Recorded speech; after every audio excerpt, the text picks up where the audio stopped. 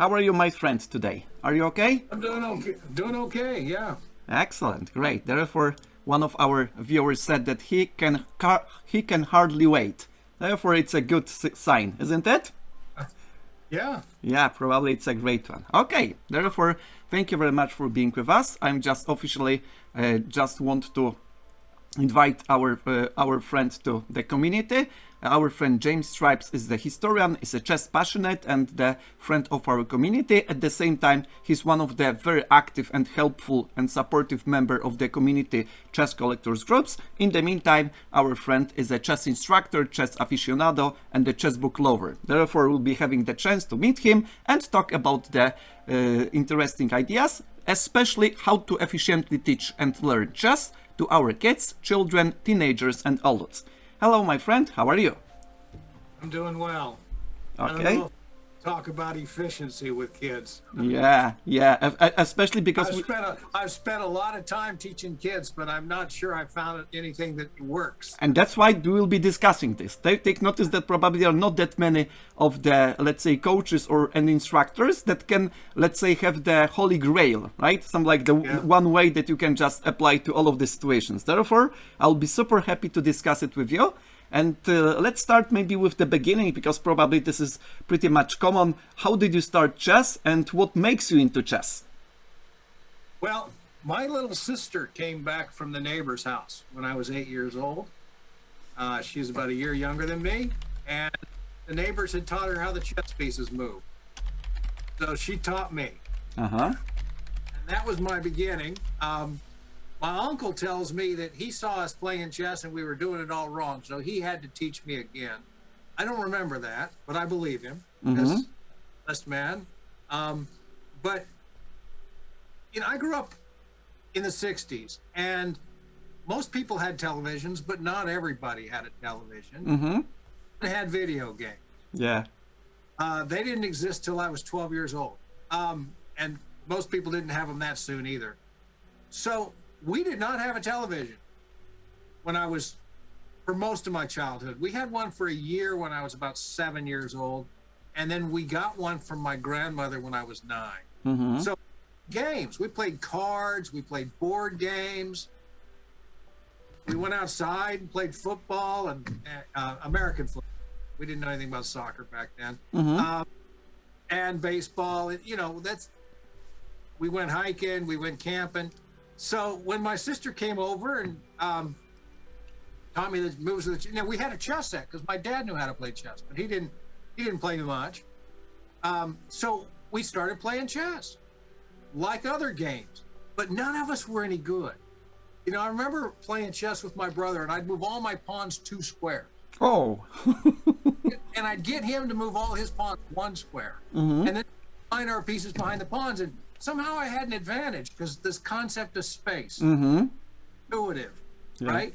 But, it was lousy chess. And I played chess like that, lousy chess, for 7 years. And it was just another game, just like any other game.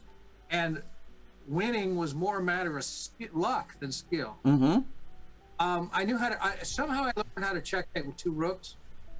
And so I'd bring my rook pawns out first and try and get my rooks active. But it never worked to checkmate with 2 rooks when all the pieces were on the board. So I watch children playing chess sometimes who are just starting, and they're learning from each other. See the kind of game I used to play. And I just laugh. And I say, I used to play like that. That's how I started. As a teenager. Yeah. I was visiting a friend in the neighborhood, and he had a chess book. And the concept that somebody would write a book about a game was like this new discovery to me. And our family went to the library every week. So the next time we went to the library, I found the chess book. And I checked out some. And I learned how to read chess notation. And this was 1975. Bobby Fischer was in the news. Yeah. Because he was arguing with FIDE about the conditions for his defense of his world championship title. And we didn't understand what was going on, but we knew that they were arguing about a long match of a lot of games. So this friend who had the chess book, he and I started a match. Games or something like that. My memory's not crystal clear on this, but at the beginning, he might win, I might win. We were about equal. But I started reading those chess books. And I don't know how long it took us to play 20 games. A few weeks, probably a month. I don't know. But I do know that by the time we got to the end of it, he wasn't winning it. I was winning every game. Wow. And then my dad was in the U.S. Air Force. So we lived in base housing. So people are moving in and moving out all the time. The neighbors are always changing. That's just the nature of military life. A new guy moved in next door, my age. He was a chess player. We were about equal. Started a match. And I kept reading chess books. By the time we got to the end of the match, he wasn't winning anymore. And I started thinking to myself, I like this game. Because I'm good at it, I guess. And then I sat down and I played my dad. And it was a tough battle to play my dad. We played games, each on different nights. The rest of the family had gone to bed. We're sitting at the dining room table, drinking tall glasses of orange juice. I don't want to know why that's such an important part of the memory, but it's there. By the way, if I can interrupt for a second, many times I am just drinking orange juice, and all of the time I tell to my audience that orange juice gives you 100 rating points boost. Cheers. I don't drink orange juice anymore because it's hard on my stomach. It's too much acid. But once in a while I drink it. But back then that didn't bother me. And my dad, I won both games with my dad. It's the only time I played him, where it was back in 1975. But he did something friends didn't do. He didn't move right away. He thought about his move. He would look at the board and he would think. And that was new to me because I was used to moving instantly, like so many beginners. Oh. And so even though I beat my dad both games, I learned a lot from him too. And I look back, I don't remember what chess books I read. Mostly I don't remember. I do remember one of them. That's Irving Cherneff's The 1000 Best Short Games. A classic, right? Back then it was the classic. In fact, I'm reading it now. Oh. I'm gonna go through. I went through part of it, the early part of it back in 1975. I bought a copy 10 or 12 years ago from a used bookstore. Dipped into it once in a while. I downloaded the games in it. Yeah. In PGN format from Bill Wall's website. Got a lot of PGN format games from books. And occasionally I'll go through those games. But in September, I decided I'm going to go through all 1,000 games. Whoa, what a dedication. I do 4 or 5 games at a time, sometimes 3 games, sometimes 2 or 1, depending on how involved it is. What I'll do is I'll play through the games. I'll play through the game and then I'll look at the book and see what Irving Cherneff says about the game. Or I'll read what he says about the game and then I'll go through the game. I started this in late September and I'm about 440 games in. Really nice. And there's so many games in that book. You get to the end of the game and say, I've seen this before. Tactics puzzle. It's in some other book. Some of the puzzles, some of the games have endings that are in puzzle books that I've put together. The games on my own through searches for certain tactics or whatever. So I probably read a couple of books back then. Didn't read any of them fully. It's really hard to read a chess book all the way through.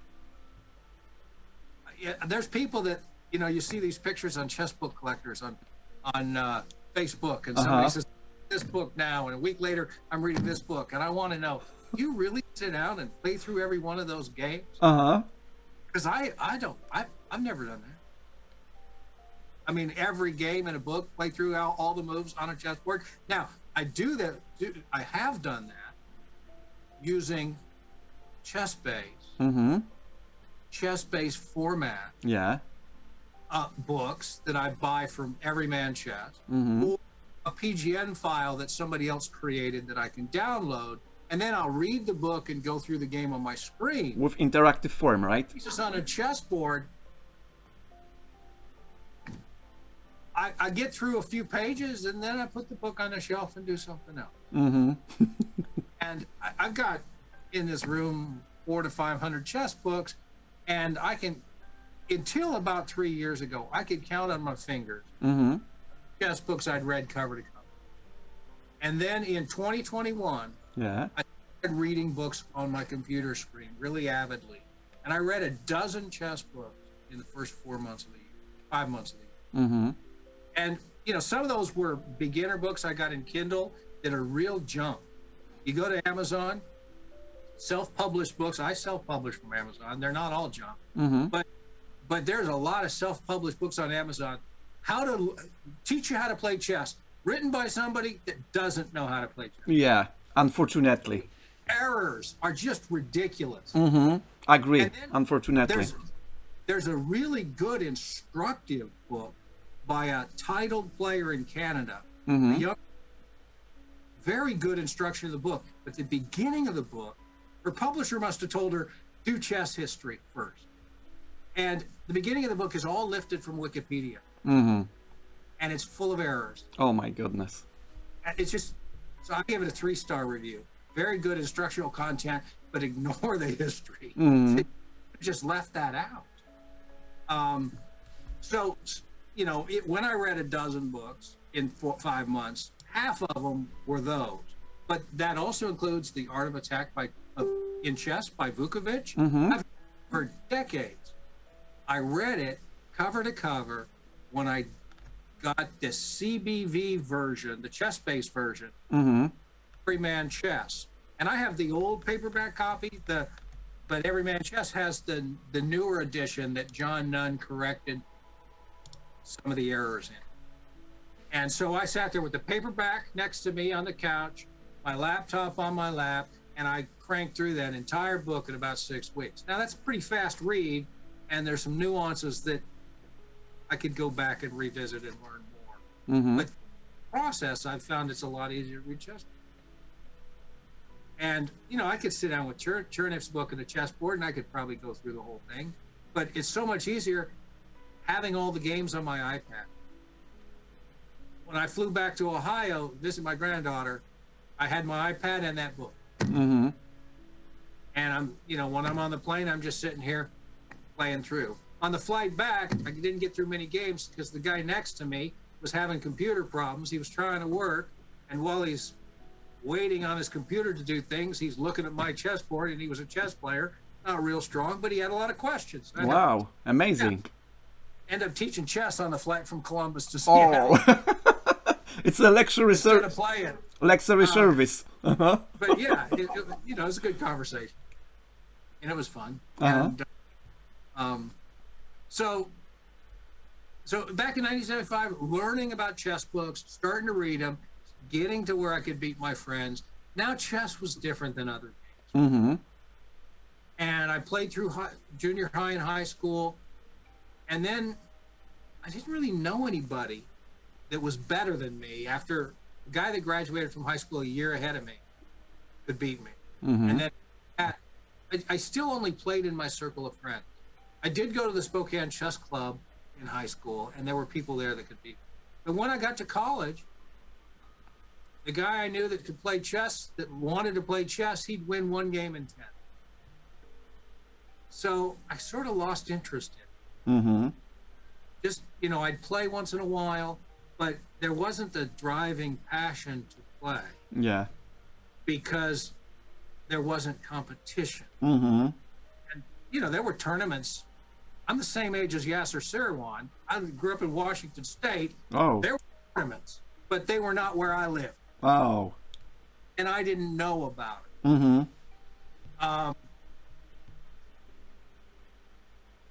Then, you know, through the 1980s, I played chess once in a while with my wife, some, you know, other people, friends. And I wrote down some of those games. I still have some of those games that I played. I don't remember you know, games, three or four games against somebody. I won all the games. I don't remember the guy. I got his name, and it's like I vaguely remember this guy. I don't know where he was or who he was. When I was in graduate school, though, I bought my first computer, and I bought Chessmaster 2100. Oh, a classic. Yeah, A classic. And, I didn't do much with it except just let it run to see how computers think about chess. It was fun for me to watch. I'd turn it on, and pretty soon it'd be about 11 plies deep, and then I'd go to school, teach my classes, take my classes, come back 12 hours later, and it was a 12 ply. Yeah, I know the feeling.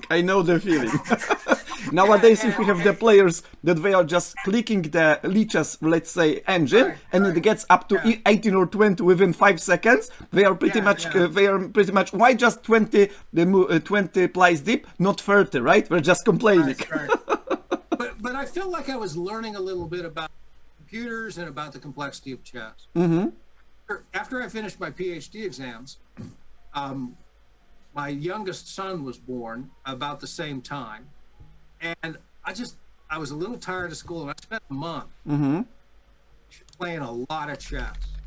And I'd set Chessmaster on some level where I could beat it, and I'd get tired of that, and then I'd set it on some level where I couldn't beat it, and I'd lose every game. I'd get tired of that, and I'd go back down to where I could beat it. And I kept looking for a level where I could win sometimes. And I played about 400 games a month.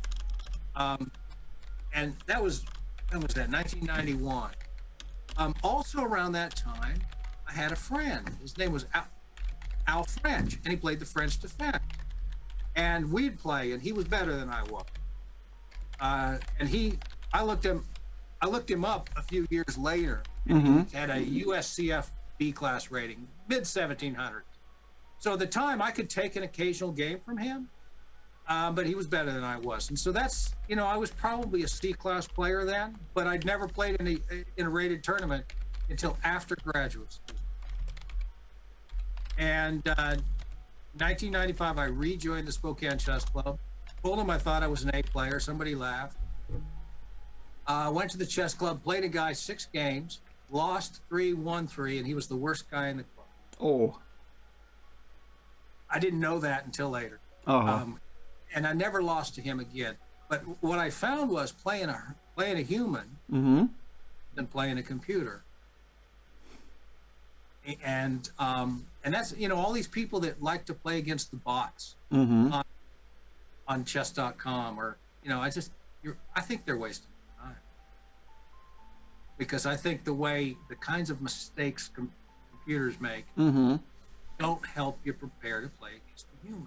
Yeah. And then I learned, I played the worst guy in the club, and he had resources that the computer didn't use. You see, and that's why he took some games from me. But then, over the course of those 2 years after graduate school, when I was getting back into chess, moved back to a city where there was an active chess club from a small town where I'd been teaching. And then my wife died of cancer, and chess became my therapy. I was playing correspondence chess with postcards, and was active in the Spokane Chess Club, went every week, played in all their tournaments. After my first date with my current wife, I played in the biggest tournament Spokane has every year, the Collier Memorial. I lost all 5 games. And I blame her, you see. Oh. So I always get to play in it, because it was after my first date with my wife that I lost all 5 games. I said my head wasn't into chess. It was all about and so I get to play again this year. You told me 10 years ago, you wore that out. Oh. But anyway, in 2012, I took second place. Oh, excellent. And John Donaldson usually plays in the tournament. He's an international master, and he's the coach of the U.S. So taking second place in a tournament with a couple of masters in it, some experts. I was probably the 8th or 10th seed that year, and ended up I always take a third round bye. So our the weekend tournaments I play in, around the world, there's different tournament formats. So what I usually play in is a 5-round Swiss over 2 days. So 3 games on Saturday and 2 on Sunday. I learned as I got into my late 40s that if I played Saturday night, I was no good on Sunday. So I started taking a third round bye. Oh, good idea. Yeah, so usually I'm high enough in the standings, I should win my 2 games on Saturday. Tough games are on Sunday, and if I get a good night's sleep, you see, help. And recharge your energy, right? Right. So I did that. I won my 2 games on Saturday, took my third round bye, went home, had a bottle of wine, sat in the hot tub, got to bed at a decent hour, woke up at 3 a.m. with a screaming backache. Oh. Show up Sunday morning, made all my excuses. I'm just going to play lousy today. Played a guy that was an expert, local kid, Michael Camberari. Some of you may know that name. He played internationally when he was a kid, won some national competitions and stuff. But I played the French defense, and I've played against him many French defenses. So the first 7 moves are predictable, and then he goes into a long thing. And I defended a difficult position, very difficult position, for about 2 hours. Finally reached a point where I thought I had equality. Actually, I thought I could force a repetition, and I was wrong. The other thing I was wrong about is I was actually winning by that point. But I didn't know that. So I offered him a draw. And he said, no, instantly. He said, no. And they said, well, maybe. And then he moved his king, and it was a terrible move. I had to make 3. Oh, that's a punishment. That's a punishment. Yeah. Never refuse the offer of a draw from an older man. Yeah. So then, I have 3 wins and a half-point bye. And on round 5, I'm playing the top-rated player in Spokane, a guy named Tim Maroney. He lives over in Seattle now. Decent player, really nice guy, and I'm just playing I want to get out of the event without a loss. And I played the Spanish against him. He played G6 on the 3rd move, and I thought, my goodness, I've seen this move in the Spanish, but not this early. That's my own. Yeah. I ended up finding the book moves anyway, and he deviated from what masters had played on move 9. Taking with his knight on e5 instead of his pawn. About 20, let's see, that game was 37 moves. About 20 moves in, he moved his king back and forth on 2 squares. I moved my rook back and forth on 2 squares. And he realizes that I'm basically willing to settle for a draw. He looks around, he says, okay, if we draw, we're both going to have 4 points. And so are about 7 other people. And this is what he told me after the game. He said he didn't want to be tied for 2nd place. Oh. With a bunch of people. So he made a sharp move, and I said, oh no, somebody's going to win this game. Somebody's going to lose a game, and I'm probably going to lose. I ended up with doubled F pawns. We ended up exchanging knights. That's how I got doubled F pawns. And then all we had left were pawns and rooks. And all our rooks were on the D file, and I had a chance to trade the rooks off. So I spent about 5 minutes trying to figure out what was going to go on if I traded the rooks off. I said, it's too hard for me. And I took 1 rook and then spent another 9 minutes working out what was going to happen if I trade rooks. And I looked at the pawns and the structure, and I saw that our 2 kings were going to come up to defend the pawns, and the kings would be a mutual Zugzwang. So I traded that position. And then I counted pawn moves. He had 6 and I had 5. He had 7, and anyway, he had 1 more than me, and I said, I don't like that map. And but then I saw that if I played b4, it took away 2 of his pawn moves. Oh. I did a little more calculation. I said, okay, I'm trading rooks. I'm winning this. And he resigned when he ran out. He had 1 pawn move left, and then I'd still have a pawn move, and then he'd have to move his game. He resigned, and that gave me 4.5 points. John Donaldson won all his games and got 5 points. I won all my games and got 4.5 points. 2nd place. Excellent. I've won more than 24 USCF rated tournaments. That 2nd place is my best result. Yeah, because well, it was a tough event. yeah, well done. Around that time, I got to my peak rating. Mm-hmm. So one of the things you want to talk about was adult improvement. When I was 52 years old, I got a U.S. Chess Federation rating in 1982. Mm-hmm. Never been higher, not that high now. I'm still A class, but I've come down a little over 100 points since then. Actually, I came down 200 points from that, but I got back up. You know, mid 1800s, someplace where I'm at now. And it's tough. You know, these young kids, and some of the top players in my city are kids I used to coach. Mm-hmm. Our current city champion, now an expert, full-time chess coach. I coached his high school team. He's 30 years old now, but when he was in high school, I was the chess club advisor at his high school. Mm-hmm. He never thought of me as his coach, just as a friend, right? Yeah. The club advisor. And really, it was the kids ran the club when they wanted to do things. And he was a good student leader in the chess club, and we had a very good chess club at the time. But you know, other kids that I did give direct coaching to also rose up. Now I have to play them in tournaments, and they beat me. Mm-hmm. But I suppose that's a mark of success. Yeah.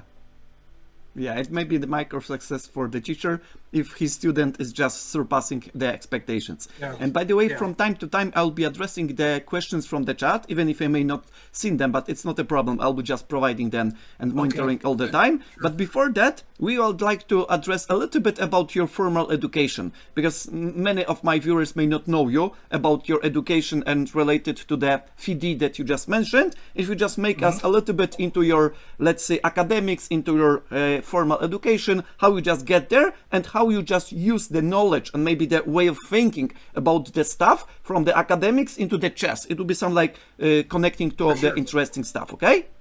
Yeah, so when I was young, somehow I developed an interest in history. I can look at a couple of things that affected that. My parents bought a set of 16 books that was the American Heritage History of the United States. It was published when Kennedy was president. That's when my parents bought it.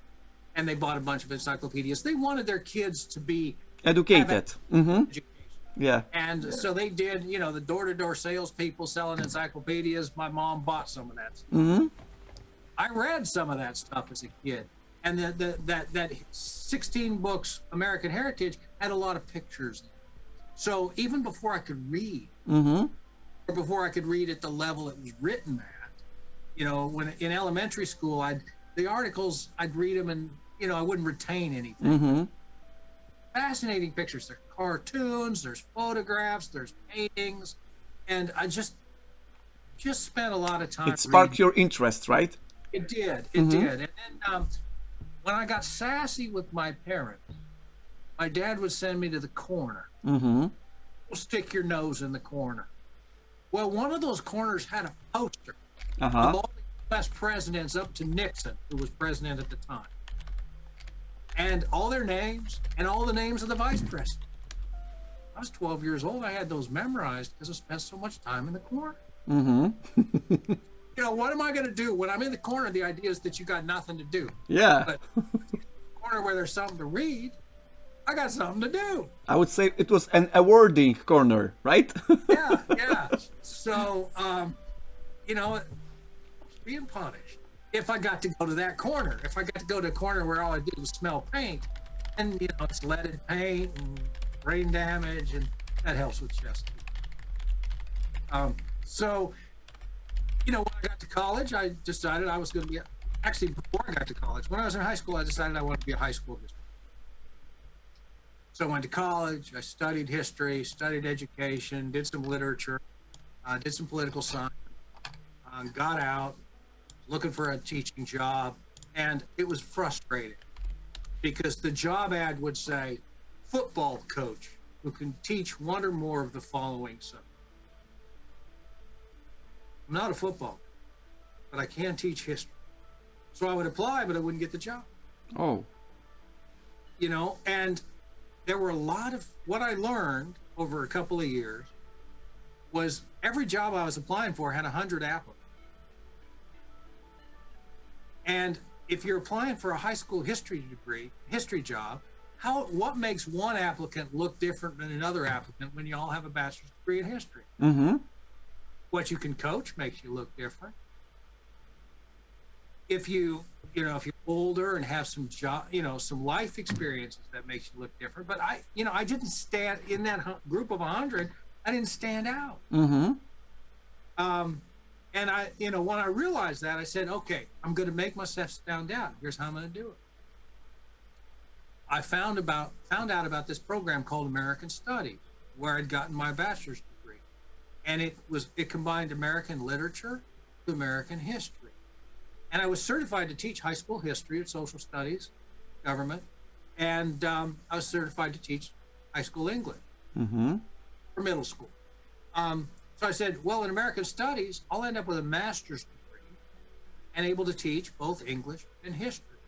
Nice. Now I'll different than all the other 100 applicants. Uh-huh. Nice combo. So I went back to school. 1 year into that, my wife and I split up. So my life's falling apart. I got 2 kids.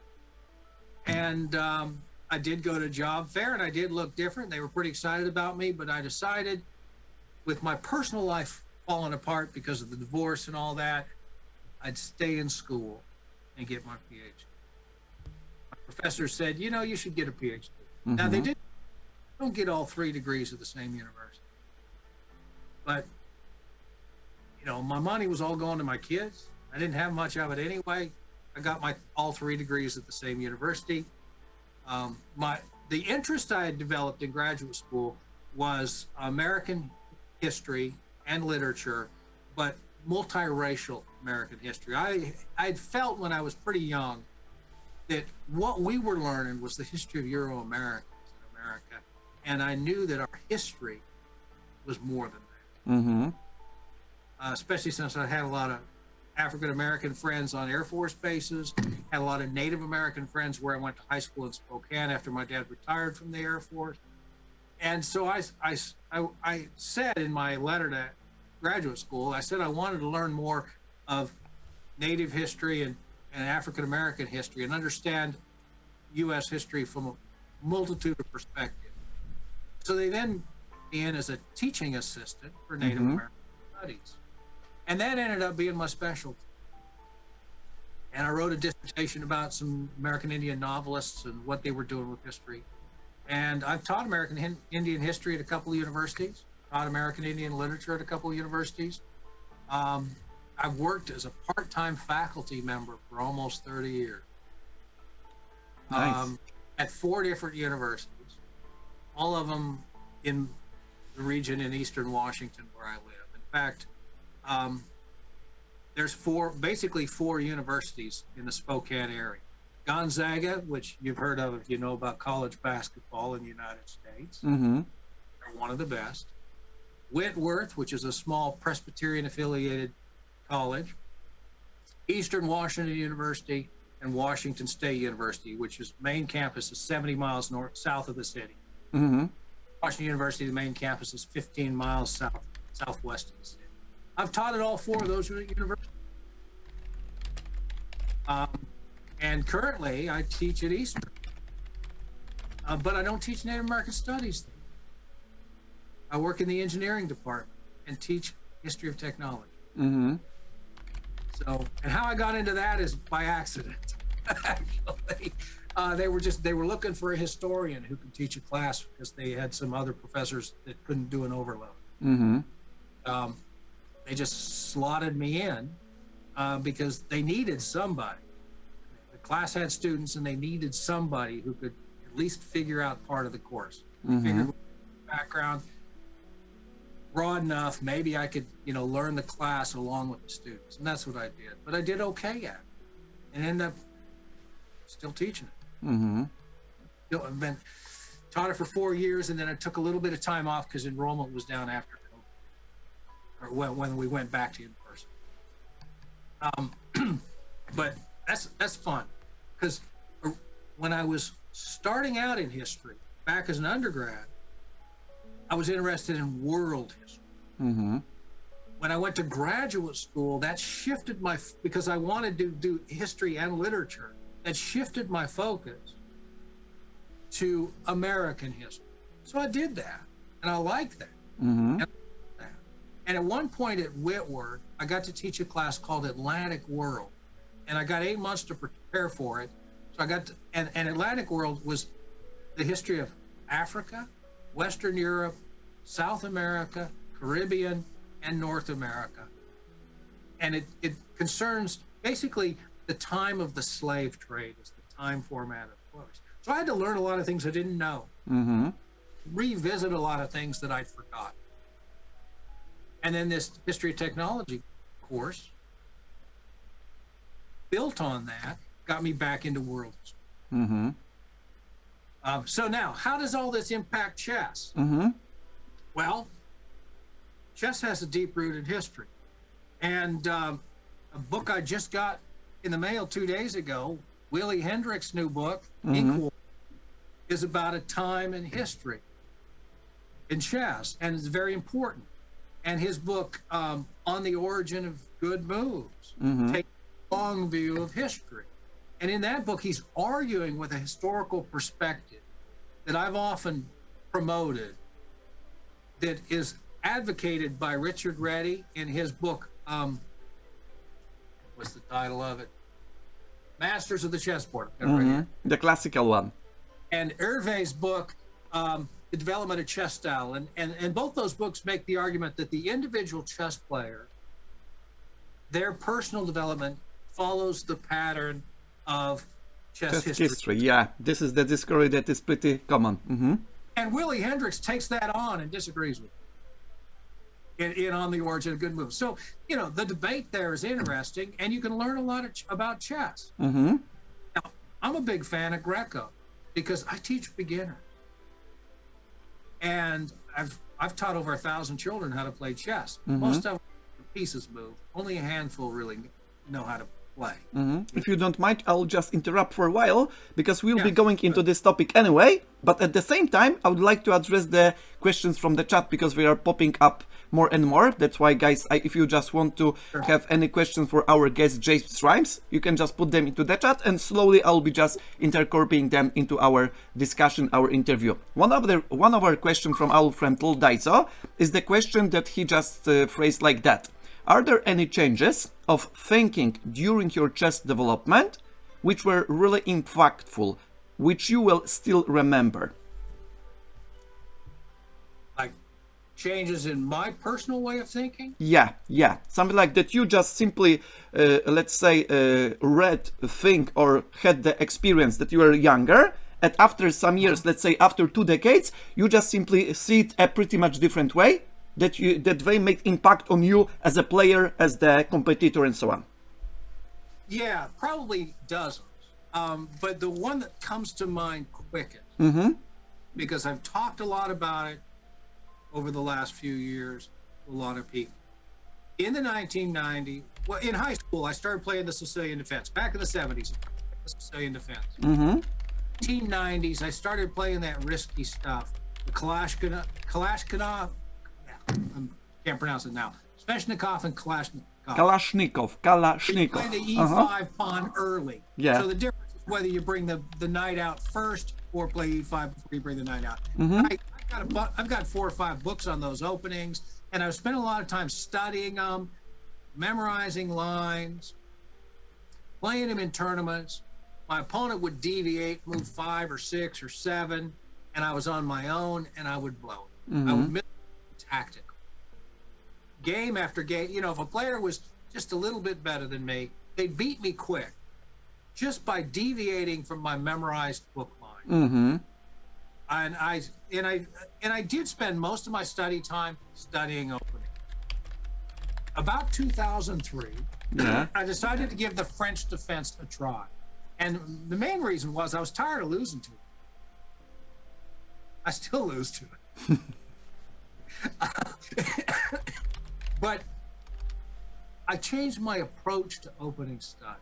I try to memorize lines. I just try to understand the ideas. Now, I could go back to the Sicilian and try to understand the ideas, although Sicilian, you got to memorize. With the French, you don't necessarily have to memorize lines. Now, I know French defense lines pretty deep, but because I played them, and because I understood the move. And when you take that game I talked about against Tim Maroney that I won, I was on my move 3, but we were still at move 9. How did that happen? Well, over the course of my life, I've played through how many hundreds, thousands of games played by masters in the Spanish Opening. I've played in thematic tournaments using the Spanish Opening. Not my main line. I'm surprised that I played it in that game, but I did.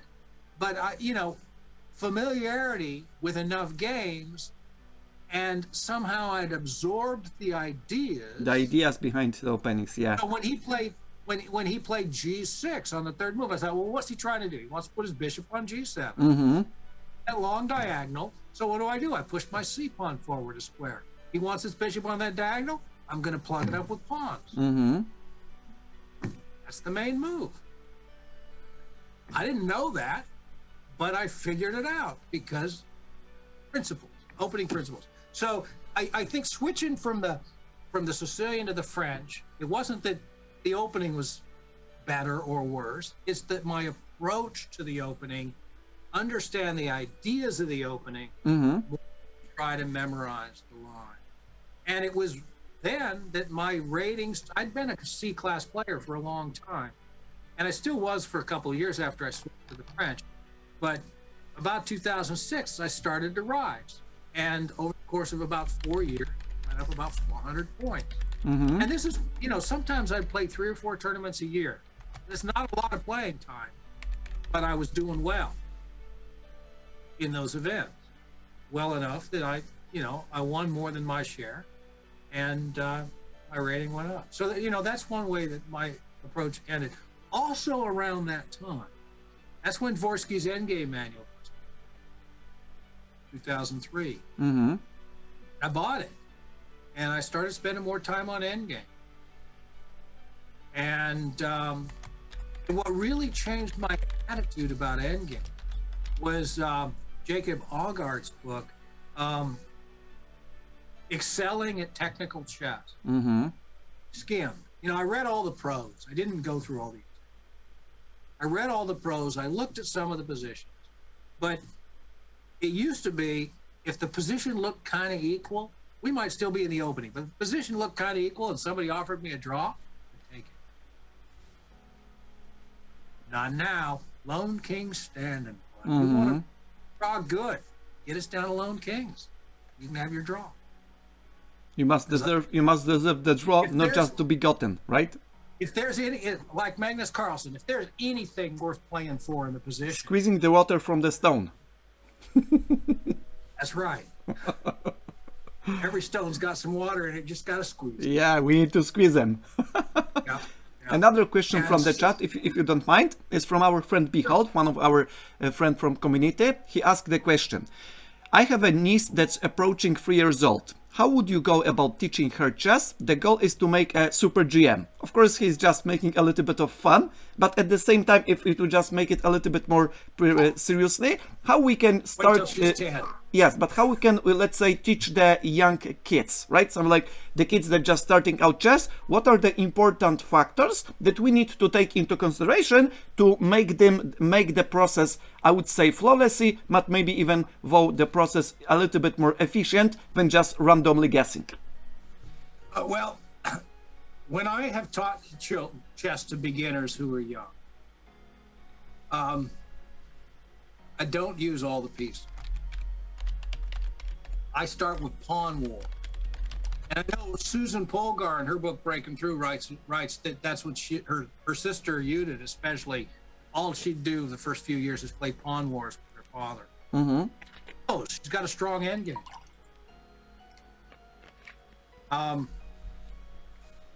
And I've done that with kids. There was one kid, I got hired to coach this kid. His grandfather had taught him how to play chess. A month, he'd been playing chess a month, only with his grandfather.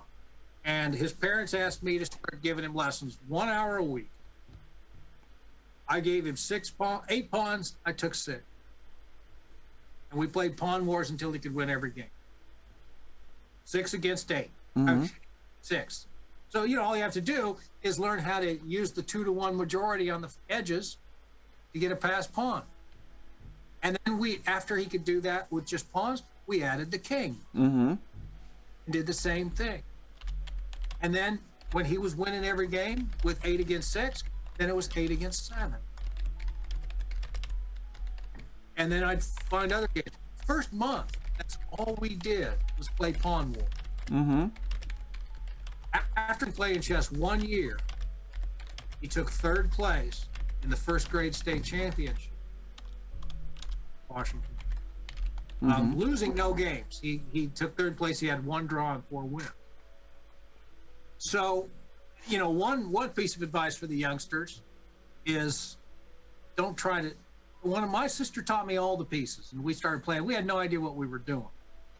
I just read this book, The Adventure of Chess, by Edward Lasker. Really good. The back of it, A Primer of Chess, he talks about that. He talks about, learning how all the pieces move, and then playing chess is overwhelming. Start with just a few pieces and master how they move and what their special characteristics are. Queen against a knight, and play with that for a while. See how the queen can pin the knight down. And those are fun games. Some of the young kids at the school where I coach, they like to play a queen against 8 pawn. That's a great game to play. So you don't have to play the whole game of chess. Make games based on a micro game, right? If you just put them into that segments, micro games. And I really like playing 5 pawns against 5 pawns where both sides have a 3-to-2 majority. No kings. The whole goal is just to get a pawn to the other side. Now the first has a decisive advantage, but one mistake and the advantage shifts.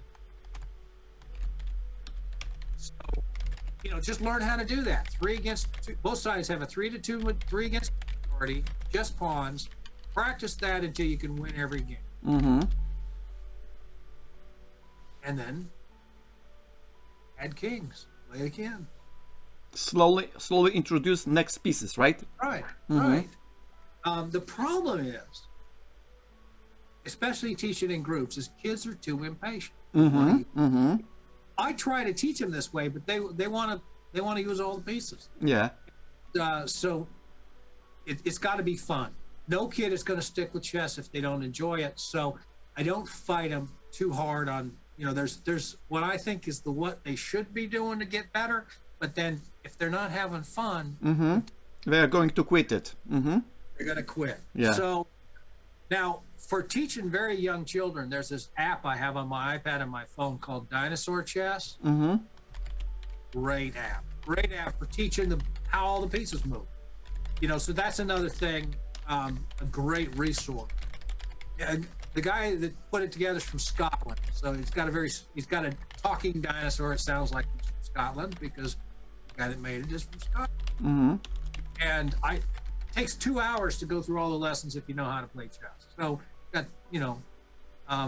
verbal explanations on how the pieces move. It's got little games where you're trying to race your rook past the dinosaurs that are running back and forth. And so you get practice, and with each piece, learning how. And if I may interact for a while, is this app for just dinosaurs, you and me, or for the kids as well? It's for kids. And when you first open the game, you tell the app whether you're a boy or girl. And if you're a boy, then a little boy dinosaur comes up out of an egg, and that's when then the dad teaches the little boy dinosaur how to play chess, and as he goes through the lessons, he gets bigger. And then there's 6 different dinosaurs you can play against. The toughest one is Tyrannosaurus Rex, and that's the only time you're using all the pieces. Maybe it is the resemblance of Magnus Carlsen, isn't it? The Tyrannosaurus. Maybe the resemblance of Magnus Carlsen. Magnus Carlsen's got an app too, but this one is Yeah. So it's, I think it's a good program. I have recommended it to a lot of parents who are trying to teach their kids. There's Mm-hmm. also, I have, it's called Chess is Child's Play. Mm-hmm. I know this book, but forgot the author. Maybe it's the Alexi Root. Is it correct? Uh, Maybe Alexi Root, if I'm not mistaken. I'm going to grab Yeah, it. yeah, of course, no problem.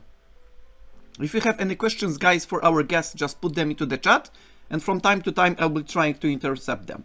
Yes, this is Chess the is one. Child's Play by Laura Sherman and Bill Kilpatrick. Okay, got it. The other one. Okay. And they, you know, that's really designed for a parent who wants to learn chess with their children. Mm-hmm. And again, they advocate small games. Like I think the queen against 8 pawns is one of their recommendations. So, yeah, and there's a chess teacher in Atlanta, Georgia. He blogs on chess.com under the name of I'm gonna forget his name now. But he's big on, and I agree with it, that when you start out with chess, instead of looking at how all the pieces move, you should look at the fundamental contacts between the pieces. Mm-hmm. He uses the theory of contacts developed by Yuri Averbach in his book Chess Tactics for Advanced Players. Mm-hmm. And he's written a lot about this on his blog on chess.com. His Roaring Pawn. His name on chess.com is Roaring Pawn. Okay, got it. Thank you. Roaring Pawn. Like Yeah. Yeah. Roaring Pawn. And so look up his blog. But that idea of contact. And I wrote this, I created some exercises for the kids I coach. I had 12 years ago, I had 2 after school clubs. Mm-hmm. One at an elite private school here in Spokane, and one north of Spokane in a small town, 15 miles north of Spokane, which is where I started coaching chess when my son was a student there. And I was sitting with a couple of 2nd or 3rd graders who they'd been playing chess a while, maybe a year, but they were missing every possible tactic. You know, beginner pieces right and left all the time. Yeah. And they had no concept of when pieces were under attack, and that's pretty normal. Yeah. That's pretty normal. But I was watching them. They had this enthusiasm. They had some positional understanding, but they couldn't see anything in terms of the contacts. And I grabbed.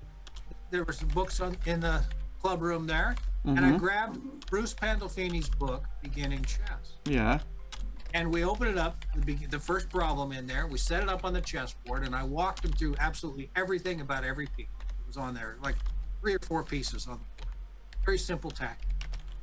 And I had to walk them through it and show them the solution. And then the second one, they helped me walk through it and found the solution. Still took a long time. It's a very simple problem. You'd look at it, you'd know it instantly. Third one, they did a little better. By the 4th one, they're looking at the diagram and solving the problem. And I said, this book is magic. I had 50 kids between the 2 kids. I said, how am I going to get 50 copies of this book? By the way, can you repeat the name of the book one more time? Beginning Chess. Beginning Chess. Beginning Chess by Bruce Pandolfini, right? Yeah, I've got it here someplace. Okay. By Bruce Pandolfini, guys. Yeah, Beginning Chess. It has 300 so here's how Bruce Pandolfini is a great coach. Of course, one of the most renowned in the world. So 300 problems. Yeah. Every one is a simple tactic and no more than 10 pieces.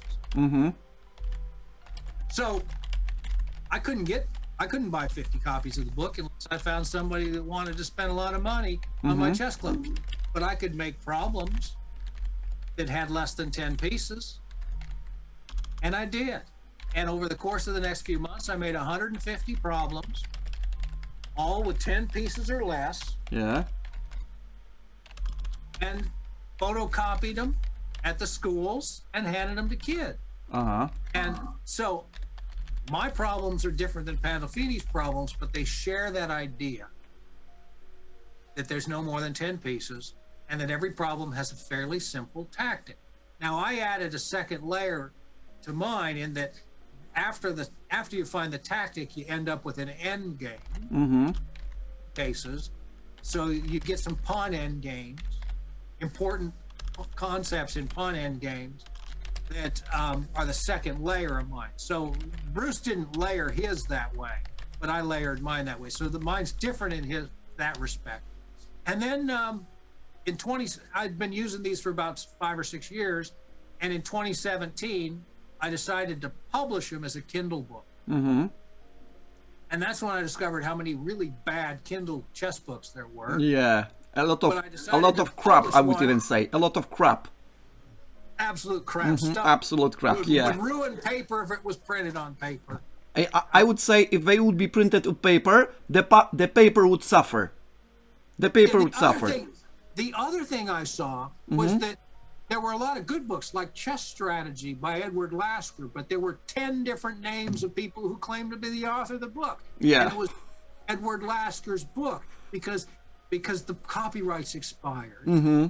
Anybody can publish that as a Kindle book and put their own name on the cover. Yeah. And a whole bunch of them removed just by notifying Amazon. This is fraudulent work. Mm-hmm. This is Edward Lasker's Chess Strategy, not Joe Blow's or whoever, I don't know if it's in person doing all this or what. But anyway, so that book, Essential Tactics, is my 150 problem. Mm-hmm. If you go to my chess blog, Google my name, you'll find my chess blog. Yeah. You'll find stuff about my teaching. And on my chess blog, if you're using a browser, it doesn't work on your phone, but if you're using a browser, on the right-hand side, there's a link to my chess book. So Essential Tactics exists in 2 forms. One has no answers in it, reproducible worksheets. So if you're a chess teacher and you want to make photocopies of problems for kids, buy 1 copy of my book and make as many copies as you want for your kids. The permission is granted. If you need the answers, well, your chess coach, you should know the answers. Problem. But if you're a parent and you want to use this in homeschooling, buy the Kindle version and you get the answer with long explanations in some cases. The Kindle copy is $4, $4 US. So that'll translate into other currencies at some other rate. But and I think they're good problems. And there's about 20 of them that aren't mine. Paul Morphy composed 1 problem. It's in there. There's one that I derived from Paul Morphy's by just making it a different piece that moves and shifting it to the other side of the chessboard. That's the next problem after Paul Morphy. So the idea is to teach some pattern recognition. And the first exercise is very simple. You move a rook up between a king and a knight. So just to see how a rook can fork 2 pieces on the 6th rank. The second problem, the rook's going to move to a different square on the 6th rank where it's attacking the king, which has to move out of the way, and then you can take the bishop. So you got a fork and you got a skewer, same 2 pieces. And then the rook's over in the other corner, it comes down and pins the bishop. So you got fork, skewer, pin. First 3 problems, very simple context. Just seeing the relationships, how a rook moves on ranks and files, and how it can attack 2 pieces at once. And then there's some knight forks. It builds little by little like that. And I think Bruce Pandolfini's book is great. It exists only in print. My book exists only in Kindle with the answers, and in print without the answers. So you have different formats in 2 different books, and I think those 2 are both, I think, a good starting place for somebody that's young or an adult who's beginning. And there's a zillion other things out there, but there's not always good books for people who are just starting. Yes, we are just figure it out. For really simple puzzles. Yeah. Yeah, but there's stuff online. Lee Chess has puzzles. Tons of puzzles. Yeah, but in their instructional stuff on Lee, chess basics. They'll teach you how to play, and they'll teach you basic stuff. So easy to teach yourself how to play chess today Yeah.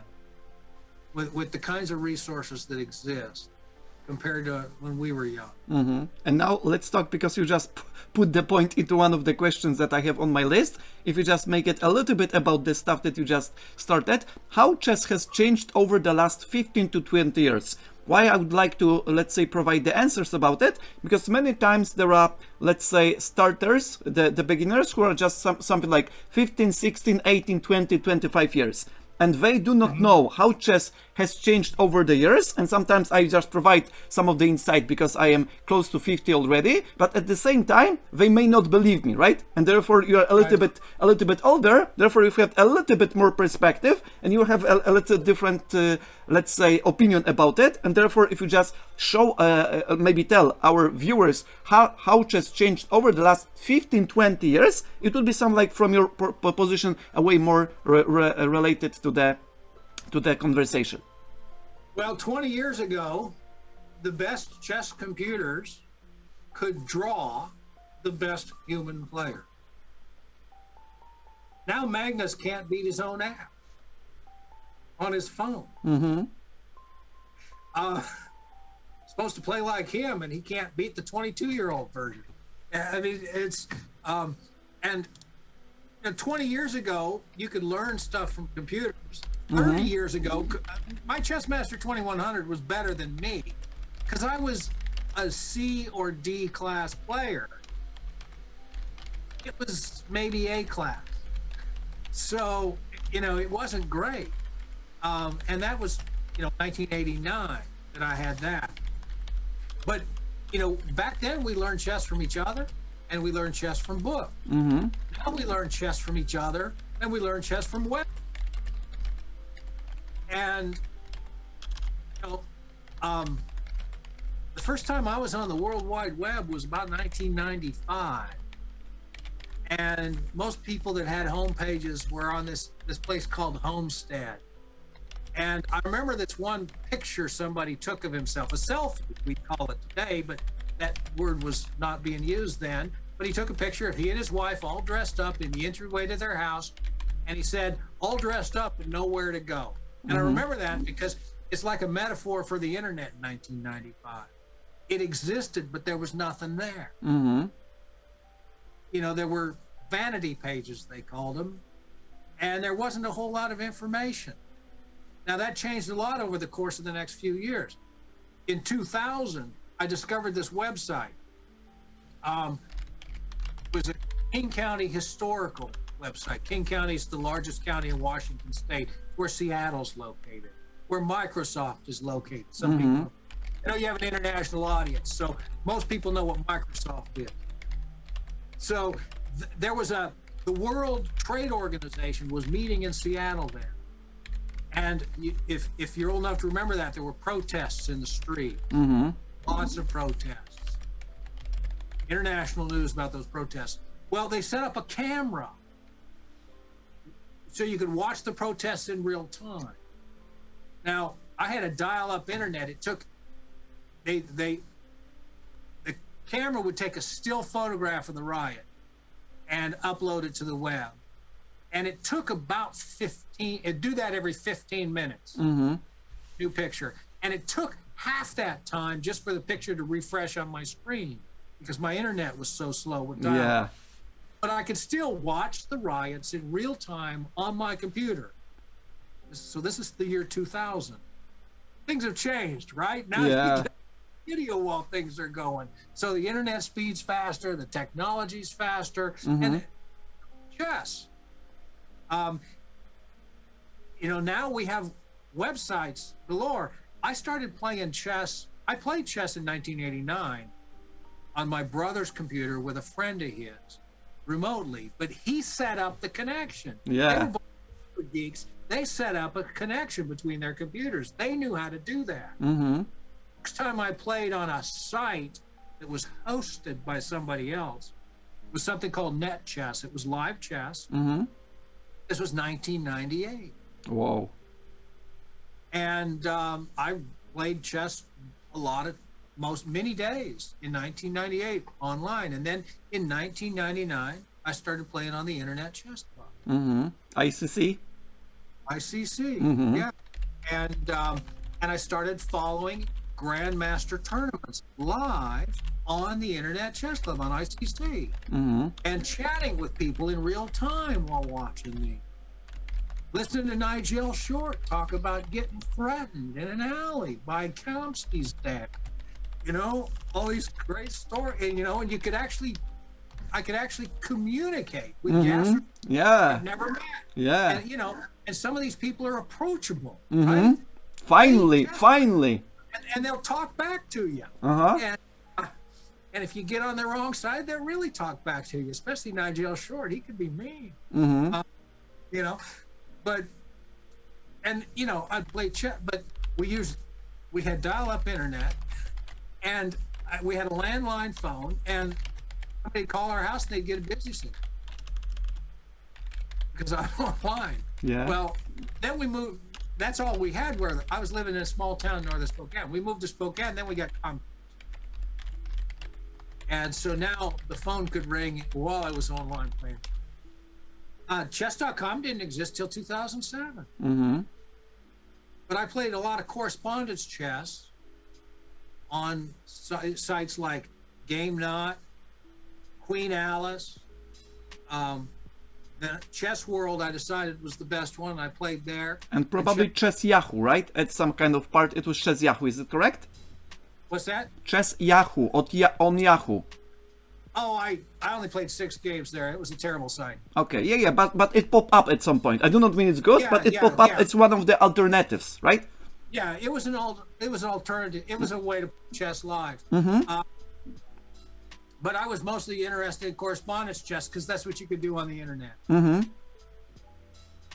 Chess Master. I had newer versions of Chess Master, and it had connectivity ability. So you could play, finally you can just play against the players all over the world. Yeah, it was a breakthrough. But I would play on Internet Chess Club instead of Yahoo, you see, because it was better. Yeah. So I played and then when I bought Chess Base, I'd play on the Play Chess server. I'd play correspondence chess on Chess World, and then on Red Hawk Pawn. Those were the 2 sites I favored. I'd started on Game Knot and ChessNet, and some others. Some of those sites don't exist anymore. I think Queen Alice is still around. And then when Chess.com came around, they at first it was a social media site. That's all they had, and quickly they had correspondence chess. And it was almost a year before they had live. Correct. I started there. The site was about 6 months old when so I've been with Chess.com a long time. And now that's where I spend all my time. I'm on Chess.com every day, it seems. I hunt, and I was out in the forest, sitting in a blind, looking for turkeys, shotgun across my lap, phone in my pocket. I played a 10-minute game of chess. Yeah. And I was hunting. Were you hunting the animals or the victims on the chessboard? That's the question. Well, the only turkey I saw that day, I only saw his head, so I couldn't take a shot because you got to see the beard or you don't shoot. Probably you didn't want to take the shot due to the limited time of calculating variations, isn't it? No, I didn't want to shoot a head. Got it. Because that's in the spring. It's you can only shoot the males. In the fall, you shoot the head. Okay. So, no, I like hunting and I like being in the woods, but let's be honest, I'm bored out of my mind half the time.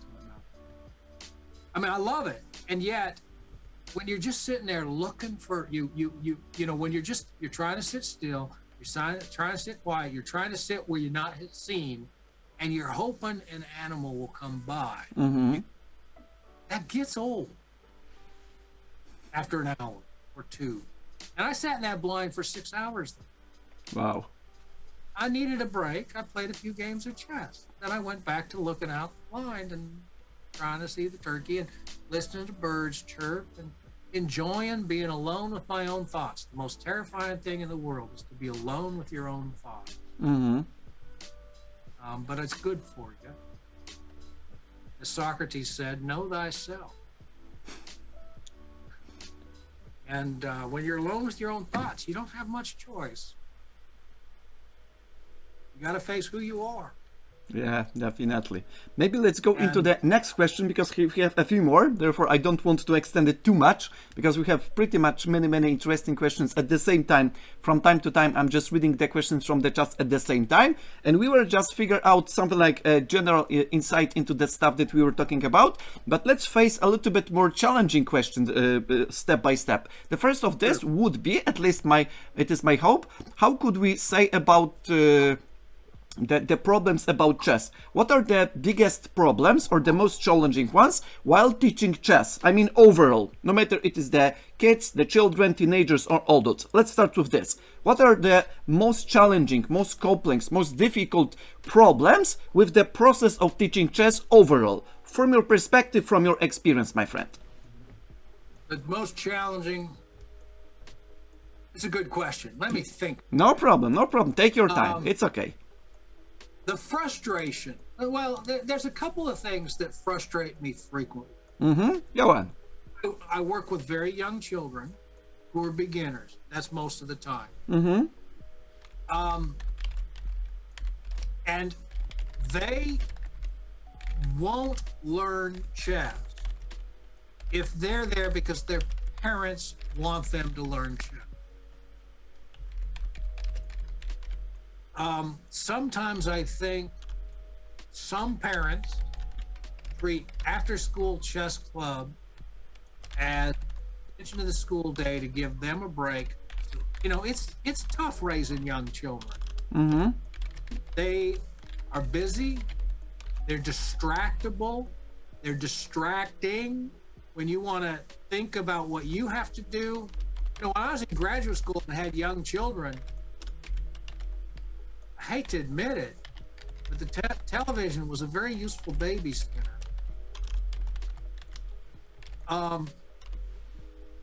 So, you know, you put your kids in after school programs so you get a little more time in the workday to do the stuff you got to do.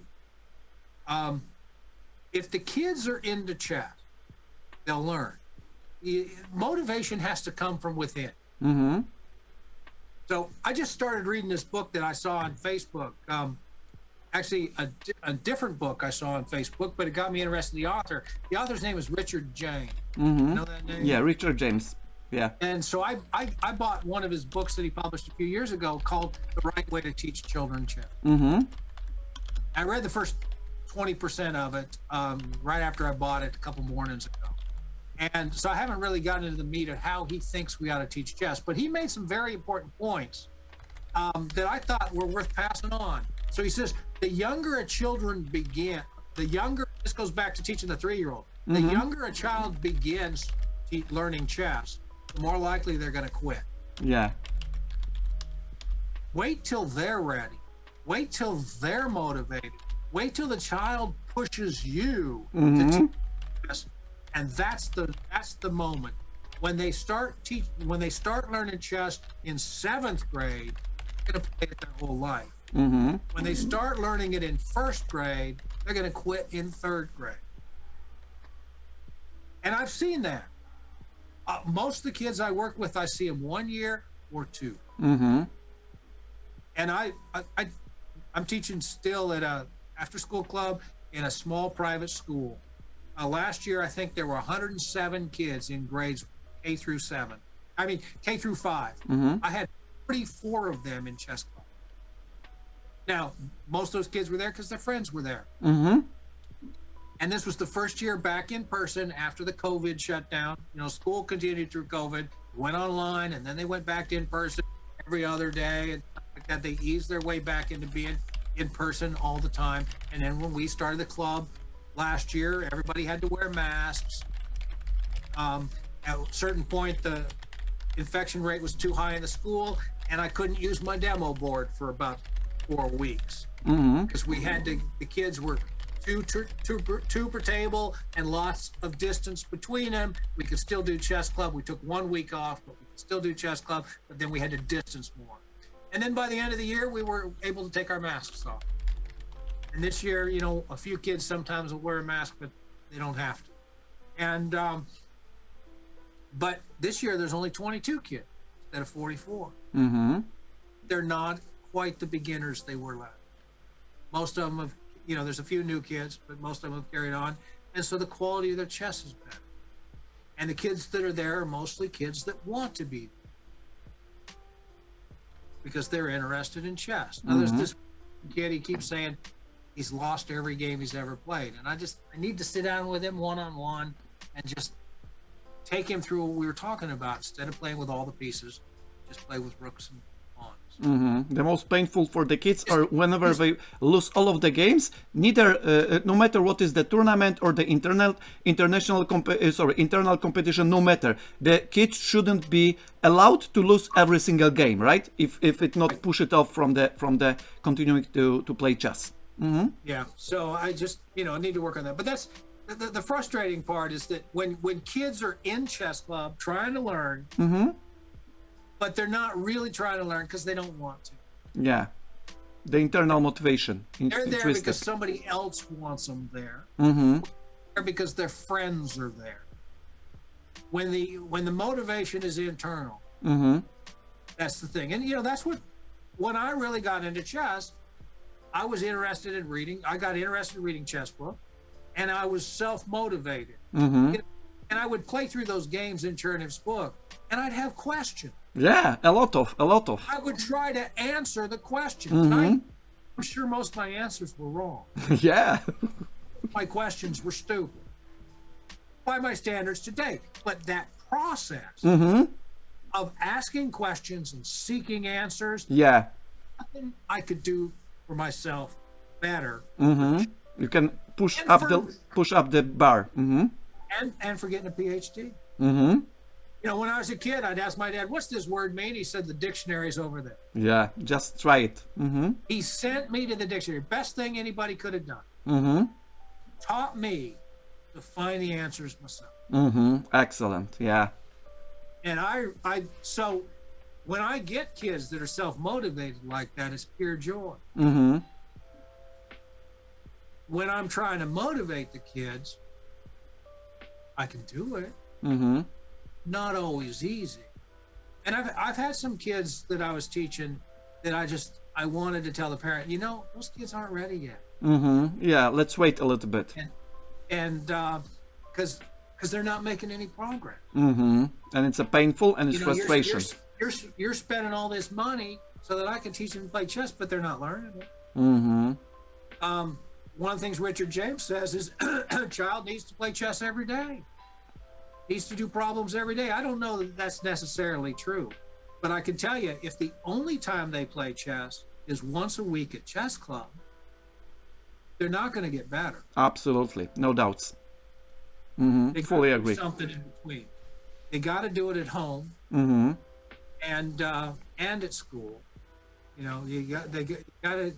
There's got to be something between the chess lessons, and there's got to be some intrinsic motivation.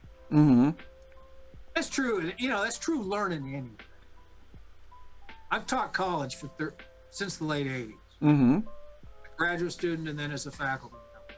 And there are kids in college, I know they're adults, but they're young. If you're under 40, you're a kid in my world now. I'll just pause for a second. Guys, James Stripes says, if you're under 40, you're just a kid. You're just a kid. Therefore, don't worry if you start getting older after you reach 40. Continue, please. when I was 22, I'd get so mad listening to college basketball because the coach would talk about all these kids, and I said, they're adults. They're adults. Well, when I got over 40, my views on that changed. So, don't take, if I hurt your feelings, understand my feelings were hurt by that too at one time. I apologize. It's just when you get over 60, anybody over 40 is pretty young. Yeah. Under 40 is pretty young, when you're over 60. Great point. But I was at a birthday party yesterday for three women that turned 70 this year. Mm-hmm. They're young. But there was a time when that didn't seem young to me. So where was I? Oh yeah. So in college, there's so many young people that are there because somebody else thinks they should. Mm-hmm. Their parents think they should be there, or their societal expectations that they've internalized, and they don't do as well as those who are there because they want to learn. Mm-hmm. Now, there's those that are there because they want the degree, and they'll learn what they have to learn to get their degree. But those who want to learn, and the degree is just part of that process, those are the ones that are fun to teach. Yeah. They pepper you with questions, they challenge you, and they're interested in what's going on. When I was young, another thing I did, I was in the Boy Scouts, and I went to a Boy Scout camp, and it was owned by it was donated to the Boy Scouts by an oil executive. But one of the things he did when he was young is he collected these quotes, just, witty quotes, witticisms.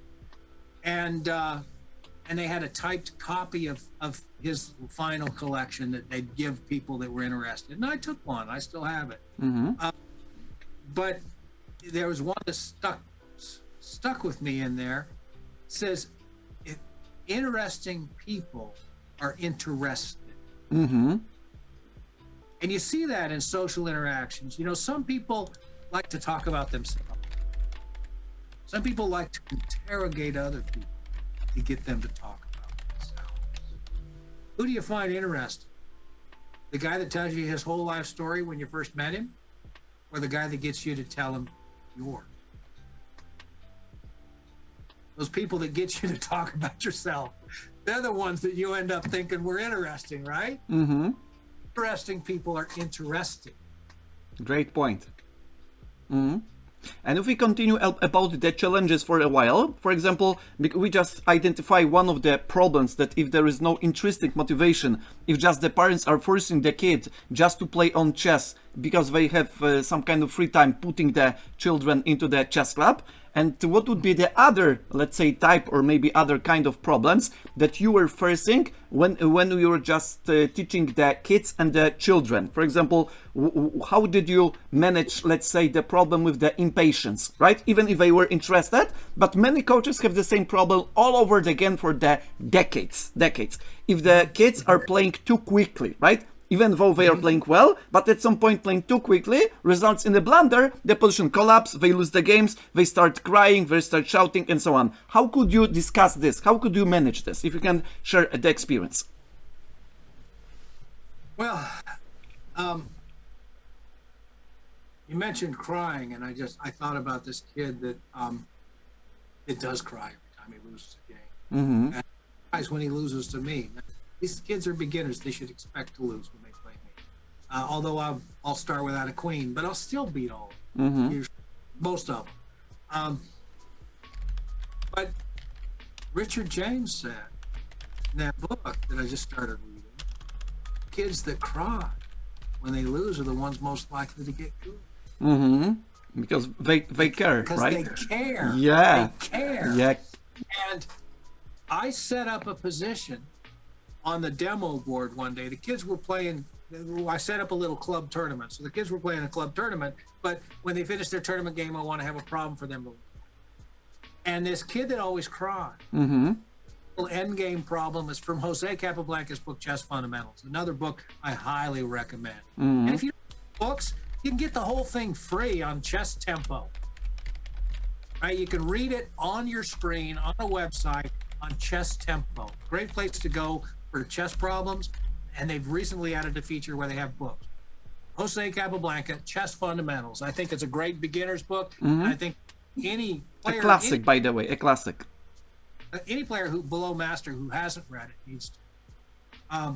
But a position from that book, I put it on the demo board, and this kid who always cries got interested. And I just sat down at the table. We set it up on a chessboard. He logically reasoned it out. He saw quickly. So it was, you have 2 pawns against 1 pawn, and then you have king. And the F pawn can move forward a square, gets captured,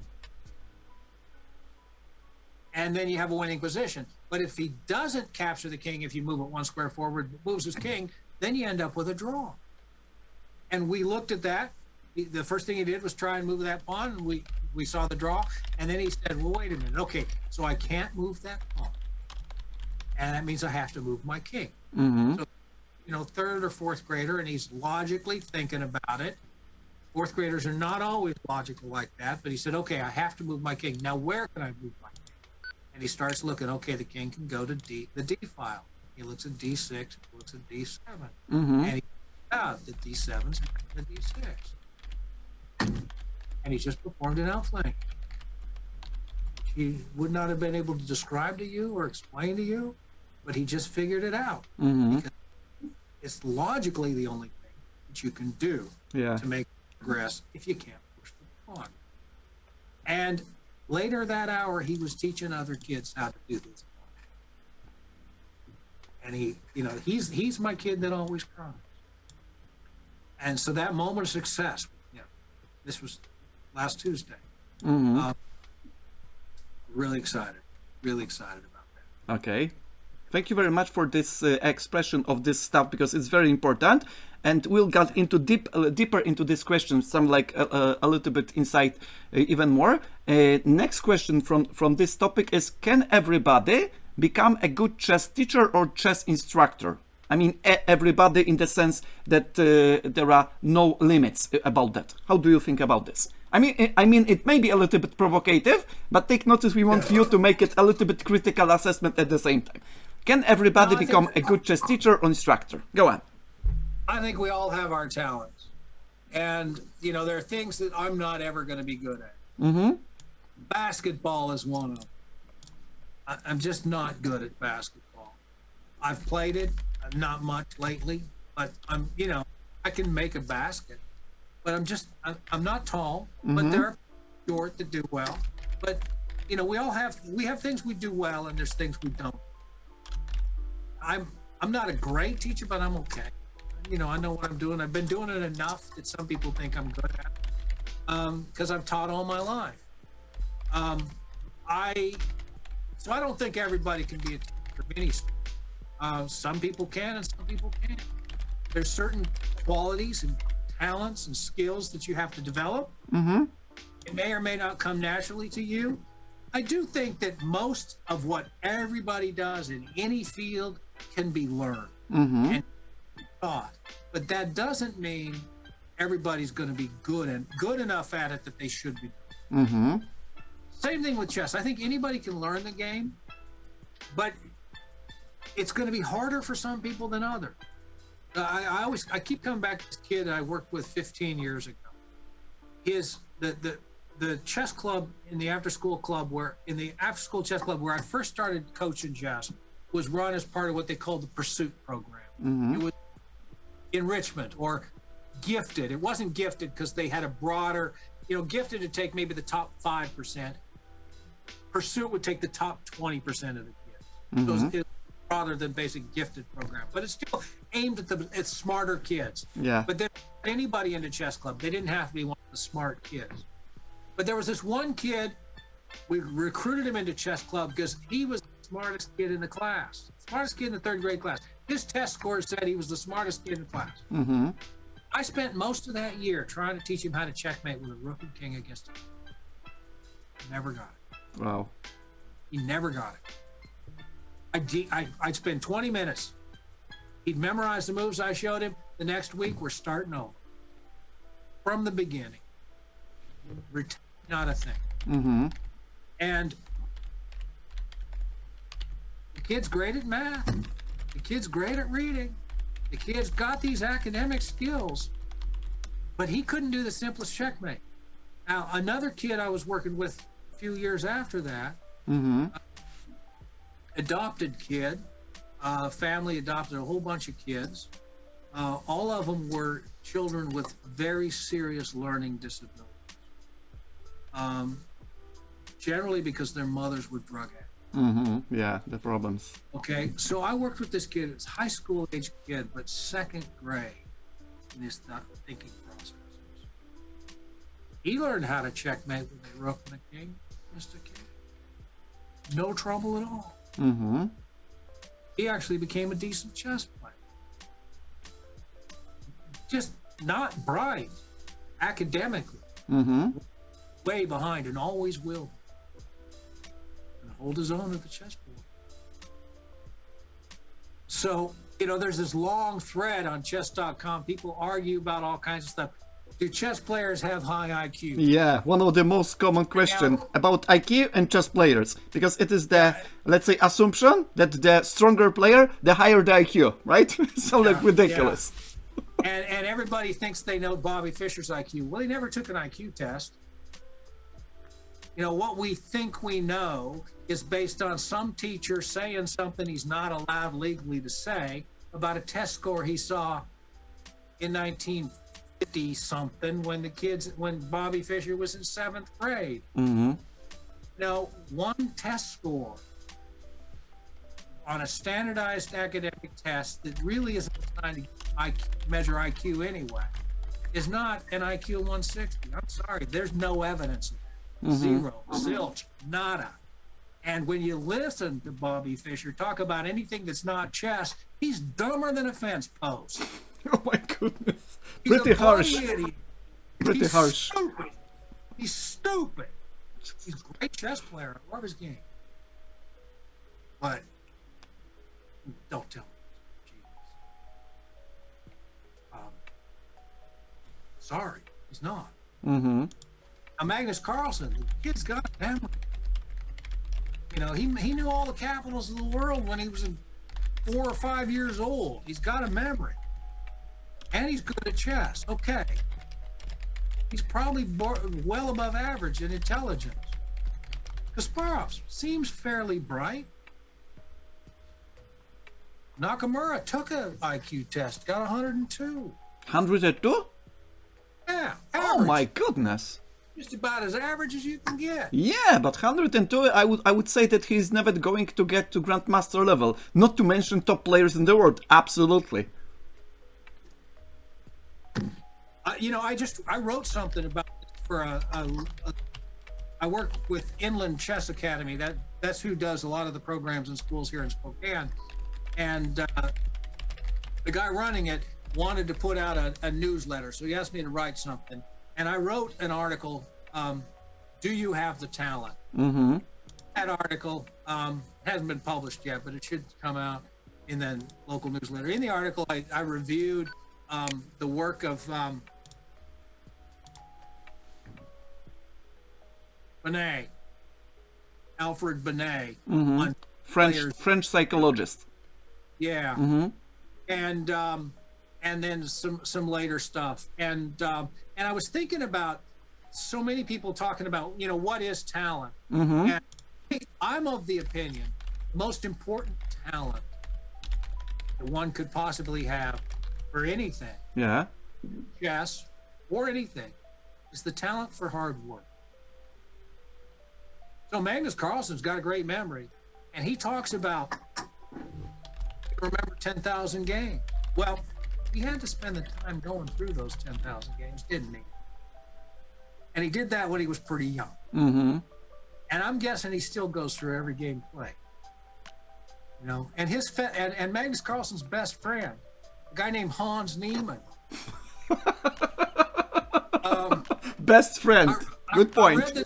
I read this thing by Jacob Aagaard. Uh-huh. Hans Niemann, and he said he was trying to train Hans Niemann on some endgame.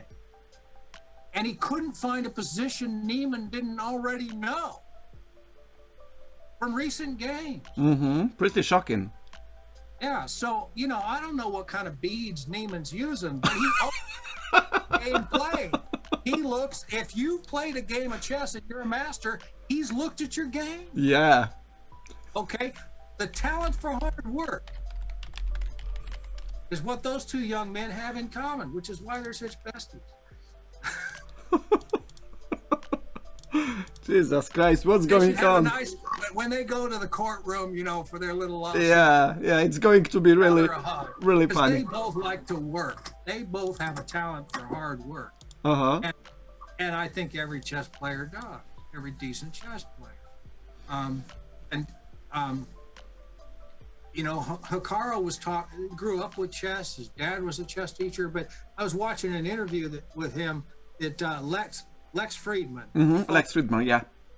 Yeah, and maybe it was there, maybe it was something else I was seeing, but Nakamura was talking about at a certain point, he changed his work ethic. And that's when he rose from being just an ordinary grandmaster that likes to bring out the queen on the second move, if you can remember those days for Nakamura, to somebody who was in the top 10 or top 20. You know, he devoted himself for a couple of years to getting better. Yeah. And he worked really hard at getting better.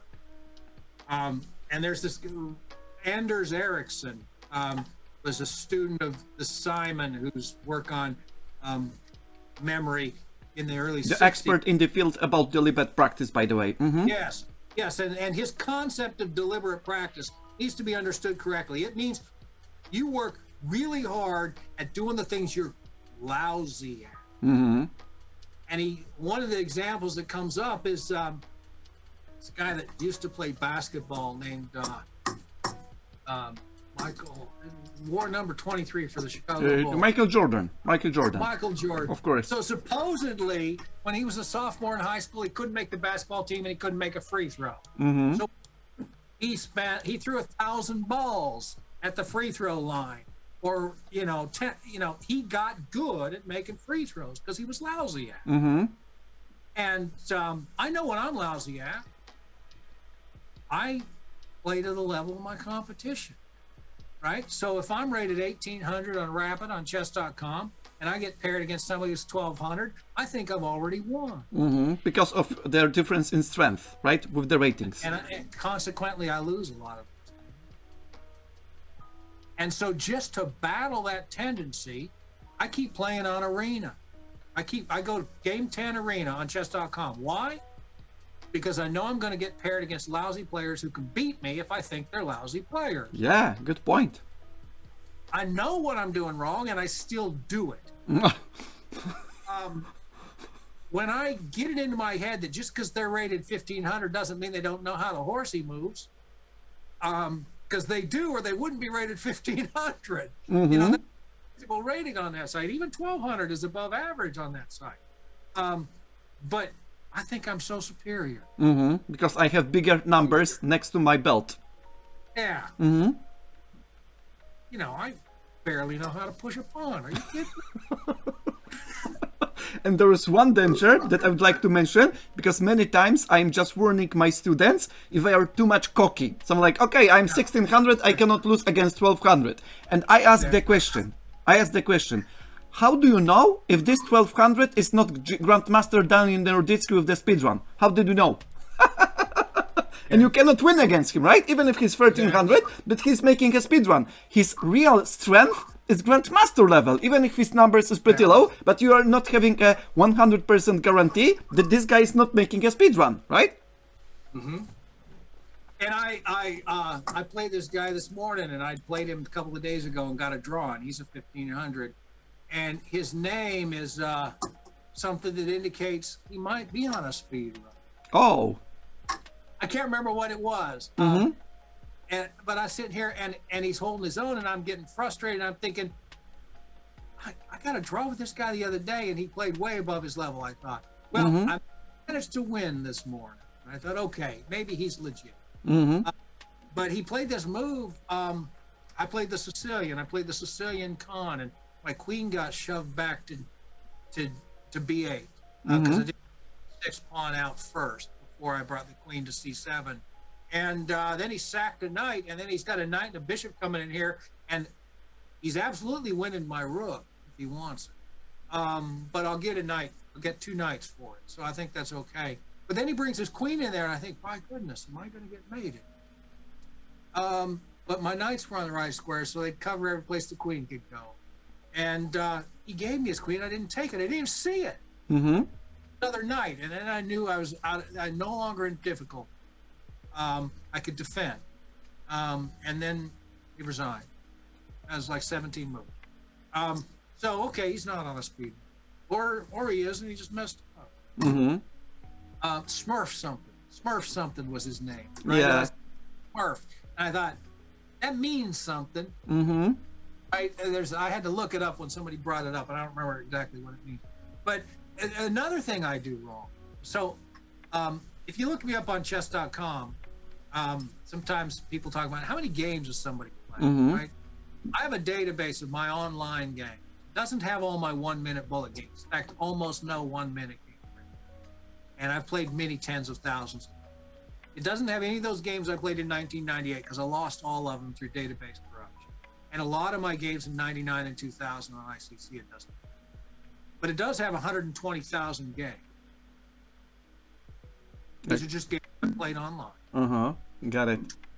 Games. And it's probably missing 40,000 games that I know I've played. Bullet games and games that I lost through database. So most of those games are 3 minute games. That's how you get that many over a year. Been on online for 24 years. So, it's not yesterday. Yeah. But that's, 5,000 games a year, many years, sometimes 7,000 games. What does that do for your chess? Well, one, there's nothing I haven't seen. That's good. I know every opening. That doesn't mean I know it well or make the right moves. But it's hard to surprise me. It still can happen. Even in something I think I know well, it can still happen. Yeah.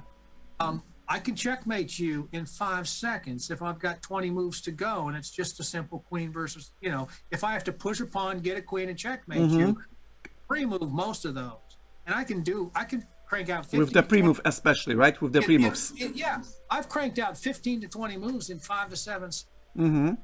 I can do that. I can do these simple things very quickly. I also don't think before I move. And when I'm playing over the board and I got 2 hours to make all my moves, my blitz thought processes creep in. And I get lazy in my thinking. And sometimes I'm sitting there trying to sort out all these different complications. And I just say, who cares? It's just a game. Well, if I lose an over the board game, it's not just a game. Now I've had a bad day. That seriousness of purpose is I can so easily lose.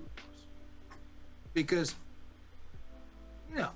when you've played 160,000 games, you've lost 70,000 or more. What's another loss? Yeah, it doesn't count. But that so I play to the level of my competition. I need to work on it. I get lazy when there's some calculation required. I need to work on it. Deliberate practice. Find those things you do wrong. You do poorly, and then work at it. And it's not supposed to be fun. That part of training. Now, I'm also 62. Do I even care if I get any better? Unless you are a professional chess player, and you need to earn the money for the living, I wouldn't care at all. I do care that I play well, and I know I'm getting better as my knowledge grows. My endgame knowledge grows, as my technique improves. But I also know that it's harder to stay focused for 4 hours. The stamina. Than it used to be.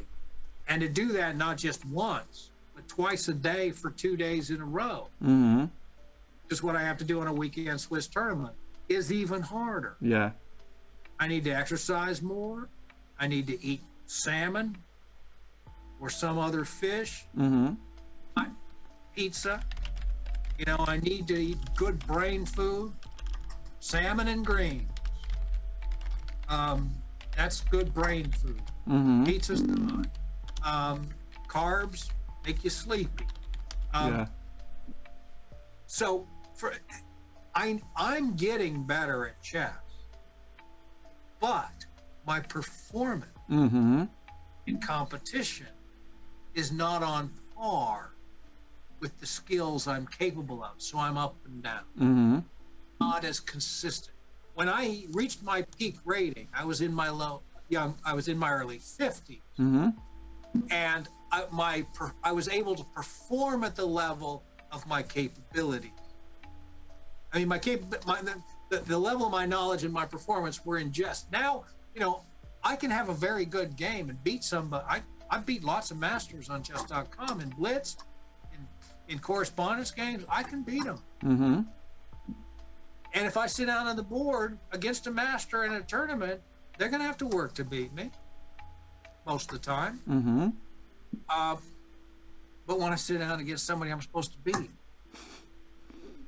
I bring the same level of energy. There's the problem. So I know that my rating may not go up. I am getting better at certain things because it's harder to maintain focus to perform well in a tournament. That's the difference. Yeah. Game. I love the history. You asked early, relate my historical training to chess. I mentioned that I really like Greco. Let me just give a plug. Yes, no problem. This is my Bible right here. Oh, beautiful. Maybe the other way. Yeah. The classical era of modern chess. Era in modern chess. Peter Monti.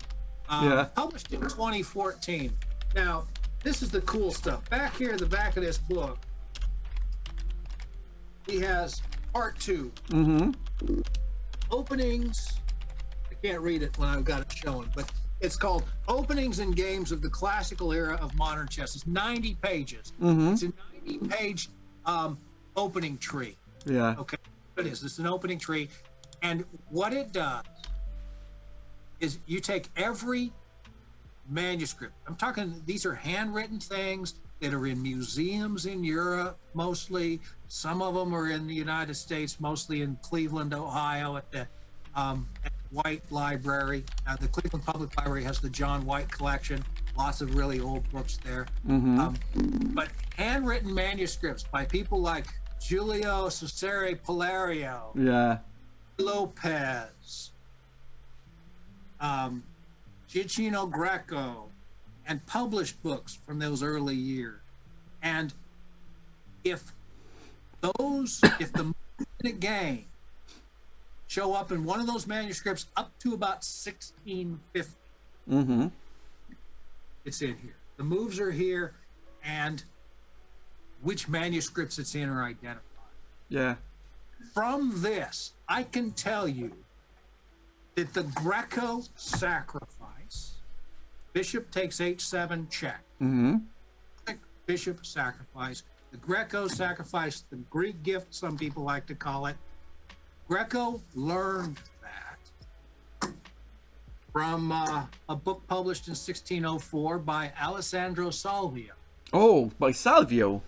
Wow. Salvio has, what Greco has is first lifted from Salvio and then extended. And Salvio may have learned it from Palerio. There's a Palerio manuscript that dates to the mid-1580s. At least we think it's Palerio. It's not signed. It's not Palerio's name. Presumed to be Palerio. 1580. That's the classic bishop sacrifice. All this is on my blog. I've documented it. So if you look up an article called "The Classic Bishop Sacrifice Before Greco," you'll find an article where I've written it. It's all based on what's in this book. Amazing. So you may not care who invented it. That some of us care about those things. There's a great book on that bishop sacrifice if you're interested in practical play by John Edwards called The Citadels. And he speculates in there that maybe Greco. Well, I can tell him it does. Yeah. And he knows Salvio has it because he seems to indicate he knows Salvio. But Monte's book gives me that kind of information. Most people know Greco from the 77 games ChessBase had. A third of those games weren't Grecos at all. Wow. And then the best Greco games are not in there. I think Greco's a better player than people think because they haven't seen his best stuff. What does that matter? It matters to historians. Mm-hmm. But there's some gems in there that the world doesn't know about, and they're accessible. Now, they are in this book, the Oxford Encyclopedia of Chess Games. They've got those 77 games. They take it from the 1900 book by Professor Hoffman. His name's Angelo Lewis. Professor Hoffman was his pen name. But what Hoffman did is what Greco did, what Lewis did before him. He presents a game and then he presents a back game that is more analysis. And here I think they did backwards. They take the shortest version of the book, of the game, and that's the main game. And the better moves, the improvements, are the back game. What if you reversed it and took the best version of it and made that the main game? The back games are annotations in here. The main games are the ones you find in chess. The better games are annotations in this book, and they're not in chess. But they're in this book. Yeah. Wow, amazing. Write a book about Greco because nobody has. And there's better games available than most people know. And they're in these two books. I don't know. I got a lot of things to do, a lot of projects going all the time. I enjoy building I enjoy building lessons for my students. I enjoy writing for my blog. I thought how I got into writing that blog. I was all prepared to talk about that. You didn't ask. Yeah, it's excellent. By the way, if I can ask just very quickly, how many years have you been running the blog so far? I started in 2007. Therefore, 15 years this year, right? Yeah. Therefore, it is really And a passion of love. Now I'll answer the question you didn't ask. So how did I get into that? I was a follower of Susan Polgar's blog. Oh. And I actually created a history blog before a chess blog. And what I did is I got interested in creating a history blog because of a book I bought. And then on Susan Polgar's blog, there was a little thing, a little icon where you could click on it and start your own blog using blog. Yeah. On that icon on Polgar's page. Wow. And created a history blog. And then 2 days later, after playing a game at the Spokane Chess Club that I should have lost, I wrote a blog post about it on a chess blog. And for 2 years, I did my history blog and my chess blog, and then I still do the history blog once in a while. But I've gotten over 1,400 articles on the chess blog. Wow, amazing. So, and I've been working on one for two weeks that I can't seem to finish. But it's on Chess Informant and what the appeal of Chess Informant is to me today. I'm a subscriber, and somebody asked on one of those Facebook groups, does anybody read Chess Informant anymore? And I took that as a challenge to explain why I read it. And yes, I do.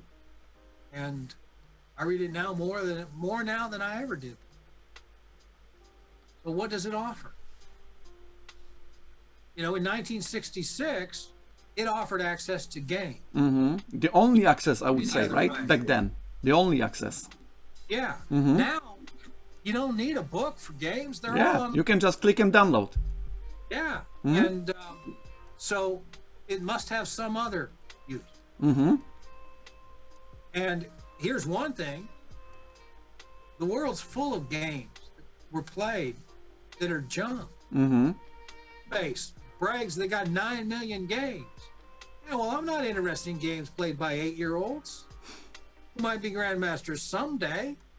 I don't want 9 million games. I want games that were played well by players who knew what they were doing.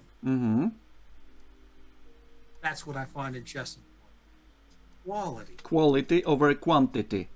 I don't need more games. I need less. I need the ones that are worth looking at. Yeah. And I'm working my way through all the games in the back of Chess Informant. I'm in the Sicilian defense right now, and guess who's coming up in game after game? A guy named Gukesh D. I'm going to be watching him at Vaikonze this January, the Chorus Chess Tournament. He's one of the players. What's he, 17 years old? And he's going to be world champion. And his Sicilian defense, solid. And I'm reading a book that's about 10 years old called Break the Rule. Mm-hmm. And there's a chapter in there about doing nothing to provoke your opponent into attacking. Yeah. To And deceive your opponent. And I read that, and then the next day I was going through the game Gukesh D played in the Olympiad against Fabiano Caruana, and that's exactly what he did to Fabi. He just shuffled his queen back and forth until Fabi self-destructed. Mm-hmm. He needed to win for America. It's the Olympiad. Fabi's got to win for America. Mm-hmm. He's just shuffling his queen back and forth, waiting, and Fabi self-destruct. And he picked up the pieces. Mm-hmm. So I thought, well, that's how you beat these guys. You make them attack. Like poking a dog until he growls at you. Yeah. Not that I recommend that, but I had two boxers that were litter mates, and a little girl would provoke her brother into attacking her. You know, she'd just look at him funny, and then he'd come after her, and she'd want to finish it. The game they play, right? But you do that in chess too. Sometimes it's better to not do anything. Like that game I won in my tournament, I was willing to draw. My opponent didn't want to draw, so he made sure somebody would win. And I got to win. We both thought he was winning, and we were wrong. Mm-hmm. Nice to be wrong about that. Yeah. Anyway, I've enjoyed this. I hope you did. I hope your audience did. Any more pressing questions they want to hit me with? Or By the way, can we extend a little bit our conversation? Is it okay? a couple minutes, sure. Let's maybe 20 minutes. It would be okay? I think so, yeah. Because I have just a few more questions to you, my friend, and therefore I didn't want to interrupt you too often, and there will be some questions from the chat. I guess our audience would be pretty much honored. Is that okay? Sure. Just a few questions. The first one is just from Mike, our friend, and he's asking about the confidence. He's asking the question the way: do you sometimes have to boost your students' confidence? And if yes, how do you do it? How do I boost their confidence? A lot of it's just talking. I don't know if that's the most effective way. But just telling them that, encouraging them. Just, you can do this, reminding them of successes they've had. Oftentimes, when I'm teaching online, I give students a problem, and the student starts to say, I don't see anything. I can't do anything. I said, well, you've solved problems like this before. Look at your checks. Just give them little clues. Look at your check. Always look at checks. It's not always a good move, but always look at it. Yeah. And then, when they get something right, you got to praise it. You got to praise success. What I don't do, and a lot of coaches do, I don't lose on purpose. When I play a kid, I don't lose on purpose. You mean do not lose on purpose? I will not lose on purpose. That does not build confidence. It builds contempt. It builds contempt for you. It builds contempt for the game. If a kid beats me, they earned it. Now, I'll start without my queen, and I'll tell them, you're winning. Yeah. Somebody else come by, say, who's winning this game? I'll say, he is. He's up a queen. And, they know I started without the queen, so it doesn't necessarily build the confidence. But I tell them, what do you need to do? Just trade pieces. Make me trade pieces. You'll win this game. And so you give them something that they can win, but they have to earn it. And give them the tools to earn it. And do the same thing over until they get it right. And they will. Confidence comes from success. So create opportunities for success. Now the question. Okay. Now the question and the request to you, if we can make a little bit of series of bullet questions, would it be okay? Sure. And with bullet question, I would like to express for my audience as well. Bullet question means that I'll be just sharing the question, and you have about 1 to up to 2 minutes for answering this question, right? Not something like a super bullet, but something like let's say a fast blitz, right? If you can say that, right? Therefore, we'll be having something like 8 to 10 questions, each maximum 1.5 to up to 2 minutes, and that way in 15 minutes, 80 minutes, we'll be wrapping up. Is that okay? Okay. Okay, first bullet question. Why it is way harder to learn chess when we are older? Well, the brain turns into oatmeal. A little bit extension, a little bit. Your brain keeps getting better until you're 18 years old, and then it starts getting worse. So the closer it is to oatmeal. It starts to turn into mush. You're not creating. It's harder to create new connections, and it's easier to lose the Neurons? neurons. Yeah. Your brain's just a bundle of wires, and they start sticking together in the wrong way as you get older. Okay. So, the next question. Okay, the next question from our friend I am Leon Coach. He asks, how do you not let emotions get to you when playing, or rather, how to play emotion less, if you can do it? I wish I knew.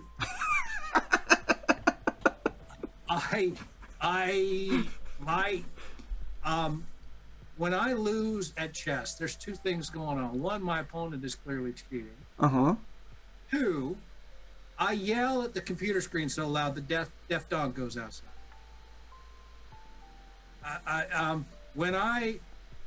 Sometimes I can sit there, poker face, and not show my emotions, but the turmoil inside, if you only knew. Once in a while, I really get pulled into the thought process. I mean, I do like the thinking process, trying to solve problems, and I do enjoy that.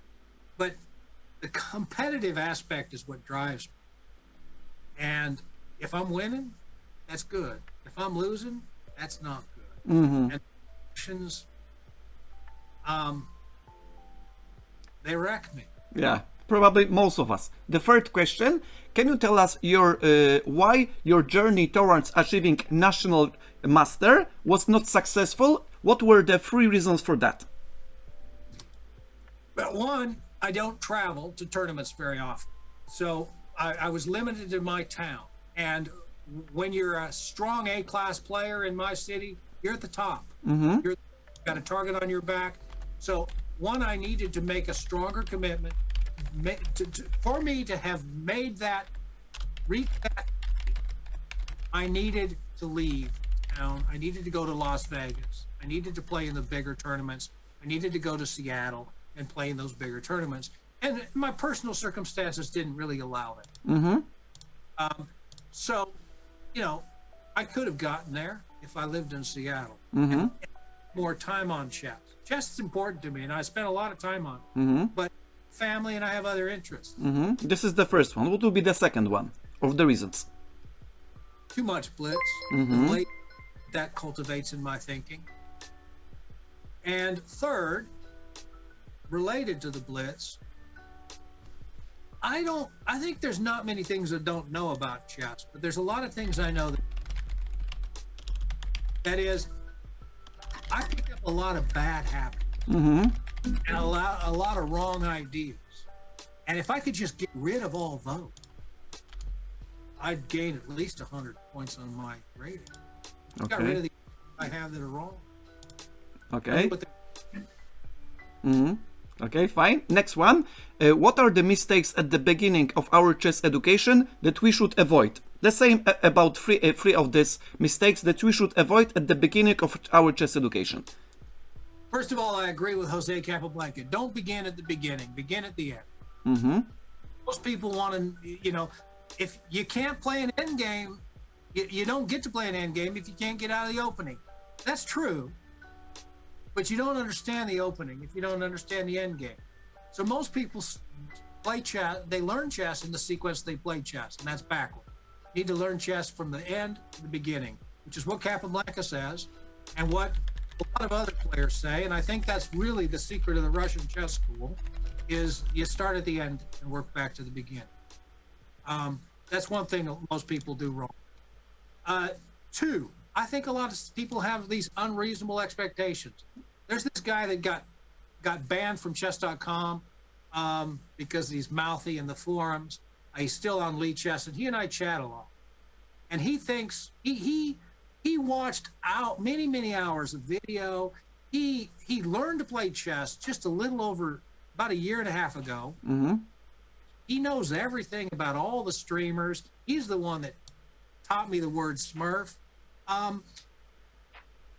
But he expected to excel at a more rapid race. Chess is a hard game. Yeah. Set realistic expectations. And was it realistic for me to try to, it was realistic for me to aim for master. I mean, for expert, just the next level up. Mm-hmm. It was real. It was a realistic goal. I fell short. Why did I fall short? I was at the top of the pool in my city. I needed to travel. That's what I needed. And didn't do that. Okay. And then maybe I put too much pressure on myself, and that's caused me to lose more chess games. The emotion got in the way too. And I didn't have a coach. I had a coach for a little bit when I was going from C class to B class. But maybe if I had a coach.